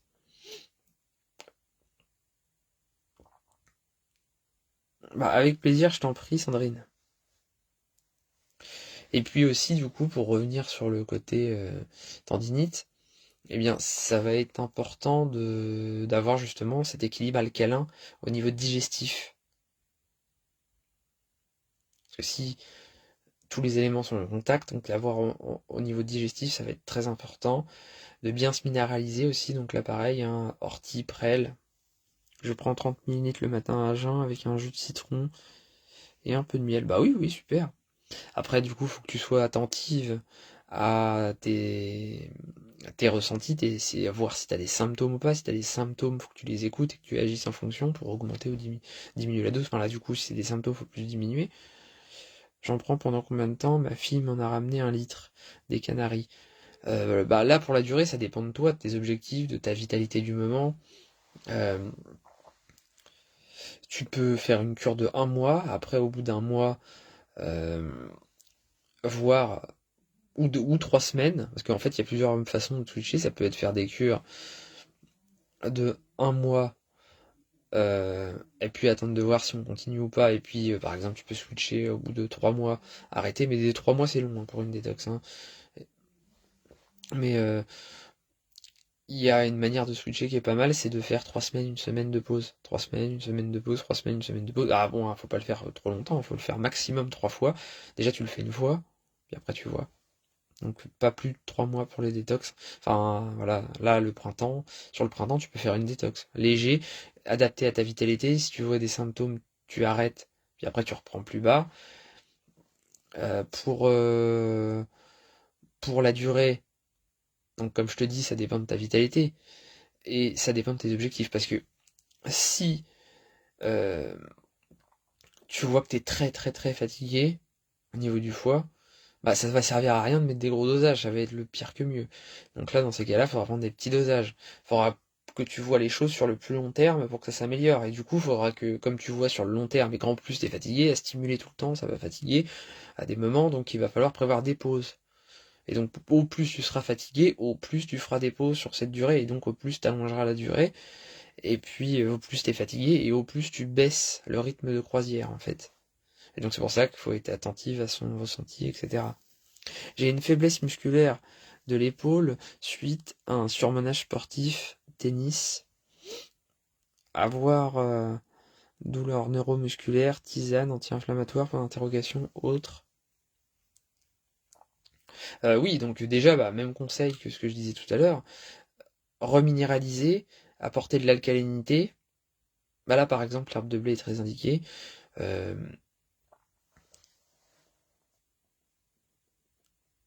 donc, restimuler, si tu as une faiblesse neuromusculaire à l'épaule, la stimuler par exemple avec des huiles essentielles comme celle de menthe poivrée, aussi la détendre.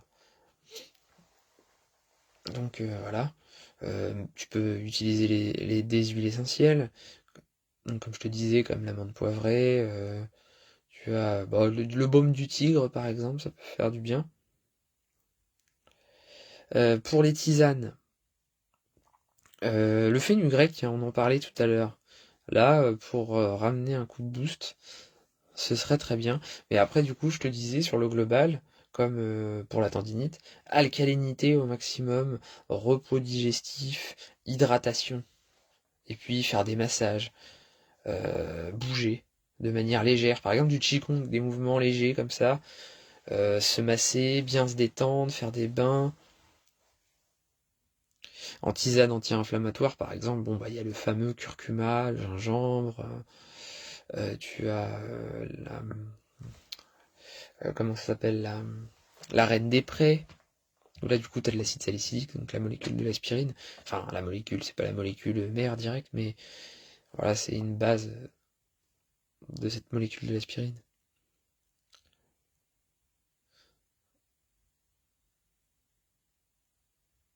En homéopathie, le ruxtoxine c'est un anti-inflammatoire. Oui, oui, oui, carrément.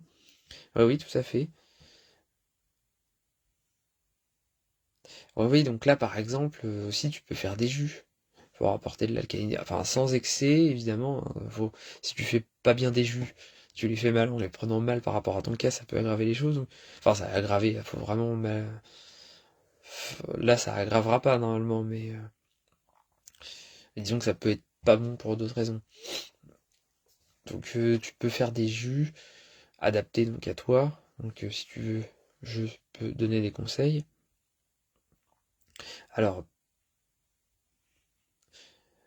pour aussi les douleurs, il y a le saule blanc, le boswellia serrata. En infusion, par contre, c'est dégueulasse. Le boswellia serrata, je vous préviens. Mais vous pouvez le prendre en gélule. Que tu me parlais d'infusion. Ouais, il y a le saule blanc, la griffe du chat. Ouais, il y a pas mal de plantes, hein, en fait, hein. L'ortie, la prêle, hein, aussi, hein. Là, qui vont agir en minéralisation et aussi en effet anti-inflammatoire. Donc, dans les jus, jus de céleri. Si c'est inflammatoire et qu'il faut éliminer jus de poireau, mais justement j'ai pu faire des articles là-dessus tout à l'heure. Voilà, jus de poireau, jus de concombre,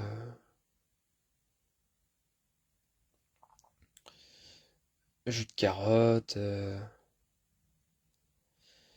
le thé vert menthe. Ah oui, d'ailleurs, ça me fait penser pour le côlon irritable parce que Simone me parlait du côlon irritable et il me semble me souvenir qu'elle m'avait dit, le live d'avant, qu'elle prenait beaucoup de thé, ou je sais plus si c'est elle ou quelqu'un d'autre.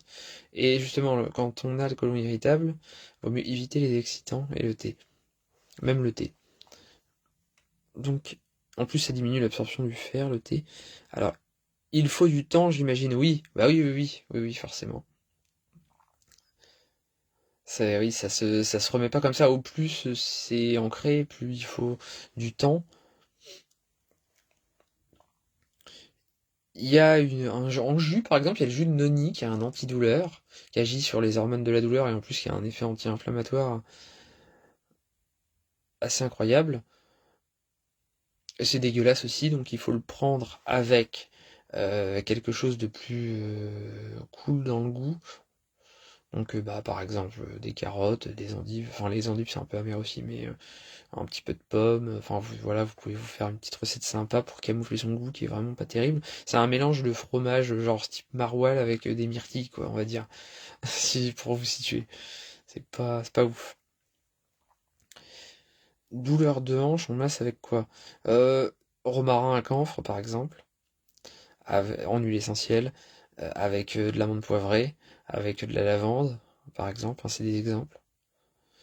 Eucalyptus citronné, donc là j'en ai dit pas mal, mais ça dépend. Il y a des gens qui vont plus réagir à l'une que l'autre. Romarin à camphre, c'est tout terrain. Quand vraiment c'est quand c'est tout crispé, tout noué, puis qu'on a vraiment très mal. Ça aide à calmer la douleur. C'est anti-inflammatoire aussi. Eucalyptus citronné, là, ça va aider à drainer, et puis c'est anti-inflammatoire, quoi, de base, quoi. Ok, l'ostéopathe, j'attends. Oui, bah oui. Faire l'ostéopathe. euh, donc tu peux prendre des huiles essentielles que tu t'appliques, prendre une des tisanes que je t'ai dit. Donc en tisane, je te conseille de faire une cure d'ortie ou de prêle. Et puis tu peux coupler ton ortie avec du saule blanc, des gélules de boswellia, voilà. Et puis en plus de ça, et puis par exemple aussi du collagène pour faciliter tout ça, et du fenugrec pour que je vais t'expliquer. T'es pas obligé de prendre tout, hein, évidemment, hein. Mais en gros, je vais t'expliquer le rôle de chacun. En fait, pour la faiblesse musculaire, le fenugrec il va aider à ramener de l'influx. Il a plein de molécules qui aident à stimuler la production hormonale. Et donc le fenugrec il va aider. Moi ce que je te conseille c'est bah, fenugrec ortie et puis huile essentielle en externe.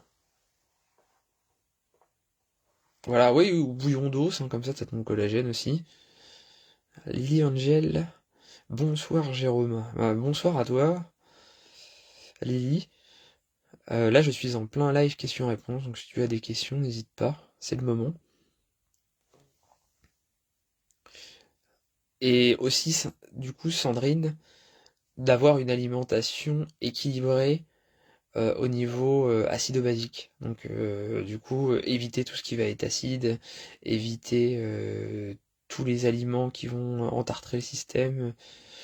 Il y a les aliments producteurs de colle, les aliments producteurs de cristaux, il va éviter de trop les consommer et favoriser plus des aliments qui sont neutres en termes de toxicité et puis surtout qui vont apaiser, qui vont, euh, qui vont apporter de l'alcalinité. C'est très important. Et reminéraliser. Au pilon, c'est possible. Oui, oui, oui. Ou tu peux te l'acheter en poudre en magasin bio. Il y en a de vendus. Voilà. Pour le tonus nerveux, ça marche bien, ça, le fenugrec.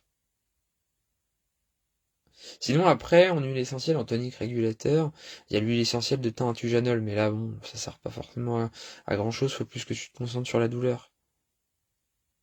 Oui, voilà, oui, et suis ok pour l'alimentation équilibrée et oméga 3, oui, voilà aussi, et des oméga 3 pour le côté régulation de l'inflammation.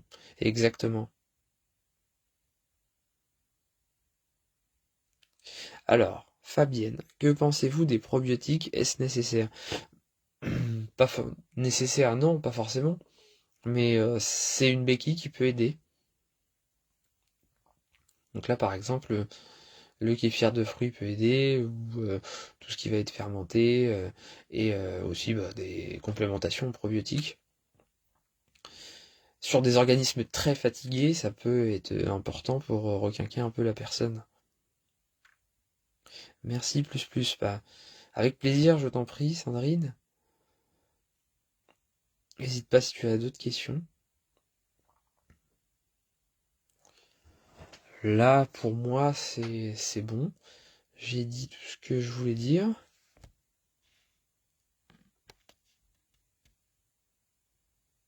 Je relis un peu les commentaires pour voir si j'ai pas oublié un commentaire.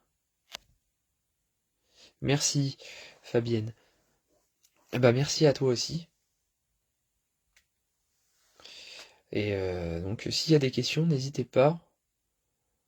Sinon, bah, je vais vous dire une bonne soirée.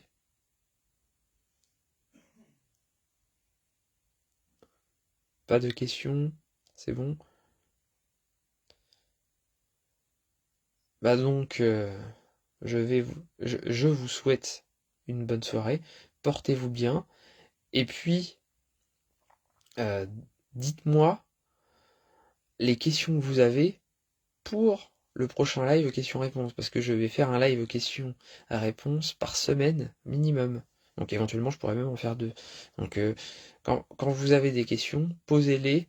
Donc en commentaire dans la publication épinglée où j'annonce le fait que je vais faire des vidéos questions-réponses. Comme ça, c'est plus facile pour moi. J'ai tout mis au même endroit. Parce qu'en fait, j'ai énormément de commentaires chaque jour. J'ai peut-être, des fois, j'ai presque 50, 100 commentaires dans une journée. Donc il y a des fois, il suffit que j'étais en train de faire quelque chose quand vous me l'avez posé. Après, je galère à les retrouver tous. Donc voilà, essayez de poser au même endroit. Comme ça, j'arrive, j'ai tout, et c'est plus facile.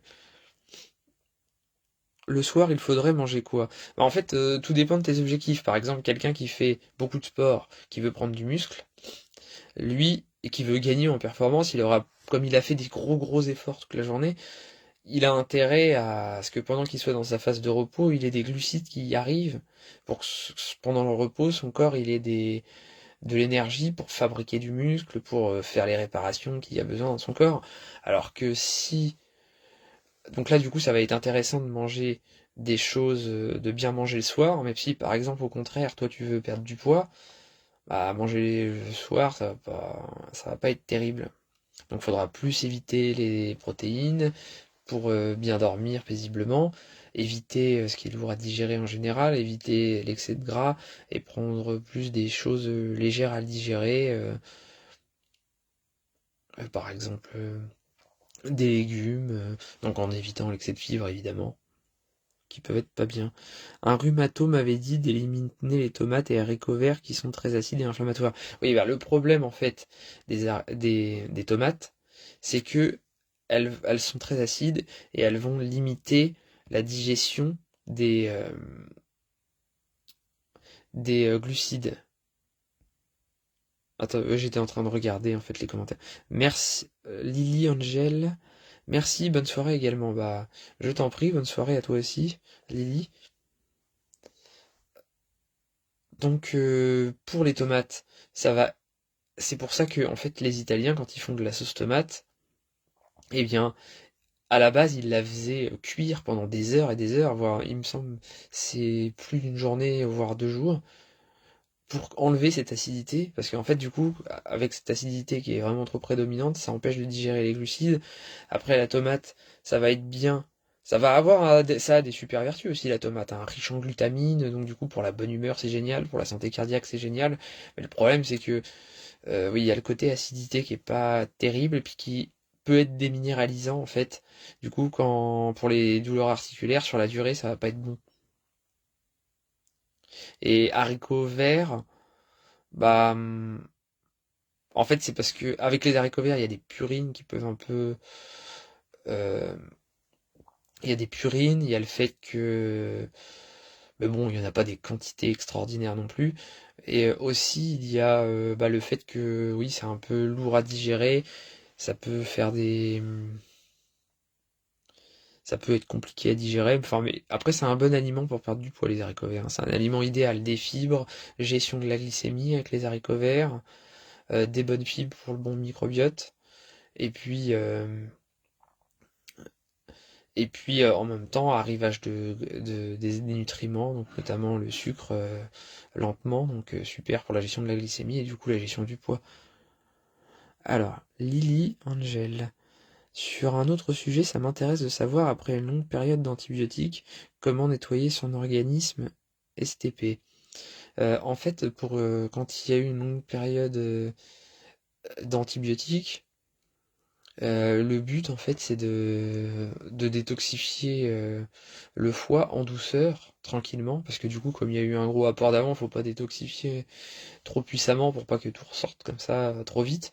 Donc faire une petite détox légère, donc quelque chose qui... Il n'y a pas besoin de prendre la plante du siècle, en fait, qui est la plus puissante. Par exemple, tout à l'heure, sur le foie, on parlait de l'aloe vera qui avait un effet léger de détox sur le foie. Mais du coup, en fait, là, dans un cas comme ça, quand on veut faire une petite détox légère, eh ben, c'est très bien. Et en même temps, ça permet d'avoir une bonne hydratation qui va permettre de mieux gérer l'évacuation des toxines. Et donc, de faire une petite détox comme ça sur la durée, tu vois comment tu te sens, et puis tu peux la prolonger. Enfin, tu la fais, par exemple, un mois, puis après, du coup, tu peux... En 3 semaines, du coup, parce qu'on peut faire switcher 3 semaines, une semaine. Enfin, tu vois comment tu gères ça. Tu peux par exemple faire 3 semaines, attendre de voir si tu veux recommencer ou pas, et faire une pause et recommencer. Et puis en parallèle, donc d'éviter de faire des excès au niveau du sucre, ça va être super important pour éviter, parce que du coup, comme tu as eu beaucoup d'antibiotiques, c'est instable, faut que ça se refasse bien, donc faut essayer de bien manger varié, de pas faire d'excès d'un aliment ou de peu d'aliments, de manger varié, de faire des choses simples en fait, pas faire des excès avec des sauces avec plein d'huiles différentes, genre plusieurs types de viande dans un même repas, plusieurs types de glucides, simples, et puis beaucoup de repos pour que l'organisme y récupère de lui-même tranquille et éviter les excès de sucre. Et du coup, les fruits, les manger vers 17-18 heures et pas éviter dans les autres moments, quoi. Et pour nettoyer l'organisme, bah, par exemple, bah, il y a l'aloe vera, euh, l'herbe de blé. D'ailleurs, j'ai fait un article que je vais publier demain sur l'herbe de blé, où là c'est vraiment génial parce qu'en fait, ça alcalinise, ça détoxifie le foie, puis comme je disais, pour le foie, il y a des fois, il y a des personnes qui font des détox du foie, puis après le printemps, ils font une cystite, parce qu'en fait, ils ont mal détoxifié, entre guillemets, ils ont détoxifié trop fort, puis ils ont pas détoxifié les autres organes que le foie, parce qu'ils ont pris des plantes spécialisées que sur le foie. Et du coup, bah, en fait, ils ont donc le système urinaire qui en pâtit, parce qu'il y a trop d'élimination, euh, et donc, enfin, tous les déchets sont arrivés vers eux, vers, euh, vers la vessie, et puis donc ça n'a pas assez été détoxifié, enfin ça n'a pas été détoxifié du tout de base par des plantes, donc du coup ça pose problème. Donc bah tu peux prendre, là j'ai parlé de l'aloe vera, mais tu peux prendre une plante, genre bah, comme je te disais, l'arbre de blé aussi, qui va avoir le mérite en fait d'alcaliniser tout et de détoxifier tout, pas que le foie, ça va détoxifier les reins, les poumons, c'est bénéfique pour tout. Et tu peux en prendre des petites quantités et puis monter, tu vois, par exemple, soit tu t'achètes des graines germables de blé, tu les mets à germer, après tu les mets dans une épaisseur de 3 centimètres de terre, puis après bah, tu laisses mouiller, tu imbibes d'un petit tissu, enfin, si ça t'intéresse, dans mon article j'explique comment on fait, et puis en fait au bout d'une semaine, ton herbe qui est prête pour être mise en jus, et tu te fais des jus. Et bon, là, vaut mieux avoir 3 plateaux si tu te fais des cures. 300 grammes, quoi, en fait, de graines, du coup, ça représente. Et, ou alors, sinon, t'as la forme poudre. Tu t'achètes de la poudre d'herbe de blé. Et tu peux commencer. Bah, dans tous les cas, faut prendre des petites doses au début, puis tu montes au fur et à mesure. Quand tu vois que t'as des symptômes, tu ralentis, tu vois. Et puis après, bah voilà, tout ce qui peut détoxifier, pissenlit, chardon-marie, radis noir pour le foie, c'est pas mal, non? Oui, c'est super. Bah d'ailleurs, ça, là, un peu à l'image de l'herbe de blé. Voilà, ça n'a pas le côté reminéralisant comme l'herbe de blé. Parce que là, du coup, t- pour la question d'avant avec toi, Lily Angel, il y a un côté aussi articulaire. C'est que bah du coup, le côté herbe de blé, c'est bien dans le sens que en fait, comme ça alcalinise, eh bah, ça fait un bien fou justement pour aider à la cicatrisation, sachant qu'en plus l'herbe de blé il aide à cicatriser parce qu'il est ultra riche en plein de vitamines, minéraux, etc. C'est une bombe nutritionnelle d'acides aminés, protéines. Pour 100 grammes, vous avez à peu près 25 grammes de protéines par exemple, des vitamines de partout, des oligo-éléments aussi. Merci pour toutes tes réponses. Est-ce qu'une purge à l'huile de ricin peut être bénéfique?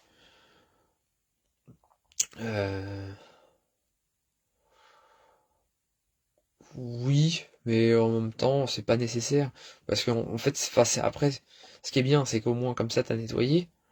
Mais après, c'est une méthode un peu, là, c'est trash, quoi. Euh, Si t'as une bonne vitalité, ça va bien se passer. Mais après, aussi, tu peux juste te contenter de te détoxifier tranquillement, quoi. Aussi, si tu veux nettoyer, si tu veux une méthode plus douce, t'as, avec, par exemple, des graines de chia, des graines de lin. En plus, ça te fait les oméga 3 pour restaurer les, les éventuelles douleurs que tu peux avoir ailleurs, ça peut être bien.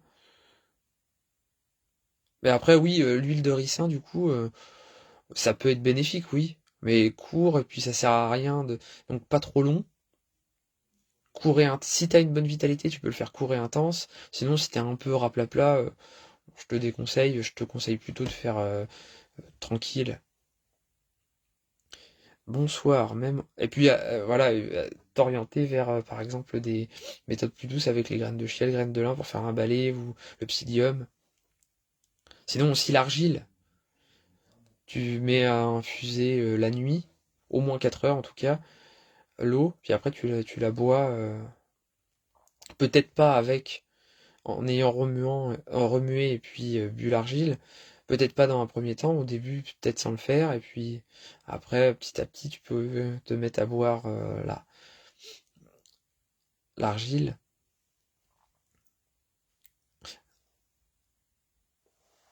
Macha Ba Sirius, bonsoir. Même en hiver, je fais de la rétention d'eau. Oui, bah en fait, faut que tu traites les causes, hein, l'inflammation, l'alcalinité, la circulation, donc des massages, des plantes pour la circulation, Amamélis par exemple. Et puis en massage, tu peux te faire des massages avec du lentisque pistachier. Voilà, bouger aussi, tranquillement. Si t'as un excès de poids, bah, perdre du poids. On peut faire des glaçons de jus d'herbe de blé pour le prendre régulièrement avec une bonne conservation. Ah oui, oui, oui, carrément. Ah oui, complètement. Bon, comme ça, si tu t'en es fait d'avance, voilà. Je vous quitte encore mille merci, très intéressant, à bientôt. Bah, avec plaisir, Fabienne, à bientôt, plaisir de te revoir. Lily Angel, d'accord, merci. Avec plaisir, je t'en prie, hein. J'espère que tu vas bien et que tout se passe bien. Raquel, une chose qui est très intéressante pour le corps et que peu de personnes font, c'est de se vermifuger tous les 6 mois. Moi, je le fais régulièrement. C'est un ami médecin qui me l'a préconisé. Ah oui, oui, ça c'est très important parce que bah, justement, on parlait tout à l'heure d'avoir une faim excessive. Ça peut aussi être une des raisons d'avoir des vers. Et puis ça peut causer vraiment des problèmes hein, parce que c'est des parasites et qui sont là aussi pour une raison. Donc c'est que au niveau digestif, c'est pas forcément ça, mais oui, tout à fait. Bah ça, par exemple, ça peut se faire avec les huiles essentielles. Il y a l'huile essentielle d'origan, de cannelle.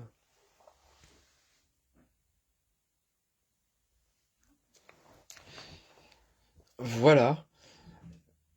Moi, j'en ai fini pour ce que j'avais à dire. Si vous n'avez pas de questions, je vais vous dire une bonne soirée. Et puis, bah, au plaisir de vous revoir dans un prochain live la semaine prochaine, ou même peut-être avant. C'est la cause de beaucoup de symptômes. Bah oui, oui, forcément, puisque ils vont sécréter, eux aussi, ils vont déféquer, entre guillemets. Enfin, même sans les guillemets, complètement. Et puis ils vont causer des soucis, ils vont se déplacer, ça peut créer des irritations du tube digestif, et sachant que ces irritations peuvent amener à, du coup, comme c'est relié, on a tout le corps enfin, le corps est relié nerveusement aux parois du tube digestif, ça peut causer des problèmes à tous endroits aussi, donc oui, c'est compliqué. Je bouge tous les jours, je fais beaucoup de marches, j'ai une mauvaise circulation sanguine avec de la cellulite. Ouais. Oui, il manque aussi, c'est aussi il y a le côté inflammatoire, il y a le côté veineux qui peut ne pas se faire bien, il y a le côté oxygénation aussi, minéralisation, le jus d'herbe de blé c'est bien aussi pour apporter cette alcalinité, tout ça. Donc huile essentielle de lentisque, une goutte dans une cuillère à soupe, tu masses, tu fais ça 2 fois par jour, 3 fois même si tu as le temps. Et puis le fait de bien, enfin voilà, se masser, le fait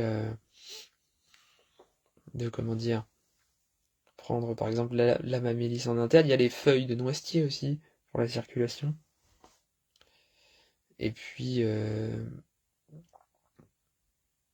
voilà, apporter de l'alcalinité, une bonne digestion, du repos, voilà. Bonne soirée Jérôme, merci pour tes lives très intéressants. Bah, avec plaisir, je t'en prie, merci à toi d'y avoir participé. Puis bah merci à tous d'y avoir participé. Là, il est temps pour moi de vous laisser. Je vous souhaite une belle soirée et je vous dis à bientôt. Sandrine, merci beaucoup Jérôme pour ta gentillesse et le temps que tu nous as donné ce soir. Bah, avec plaisir, bah, c'est toujours un plaisir. Je t'en prie et je vous en prie et je vous souhaite une belle soirée. Et je vous dis à bientôt pour un prochain live. Donc, la semaine prochaine pour le live hebdomadaire questions-réponses.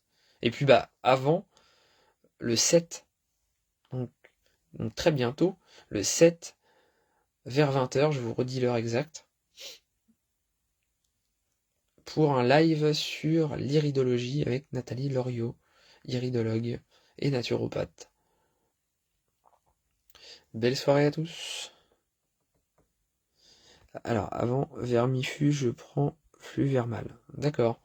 Bah oui, une petite cure de temps en temps peut être salutaire, c'est sûr. Bah, merci à toi Raquel d'avoir suivi ce live. Bonne soirée. Et bonne soirée à tous.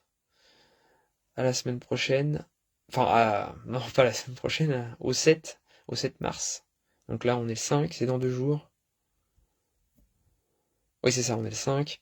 C'est dans 2 jours, dans 2 jours. Le 7 à 20h, heure française, pour le live sur l'iridologie avec l'iridologue et naturopathe Nathalie Loriot. Et ensuite, pour le live questions-réponses de la semaine prochaine. À bientôt, portez-vous bien, bonne soirée. À bientôt Lily Angel. Merci d'avoir été là pour le live et merci à tous d'avoir été là pour le live. Bonne soirée.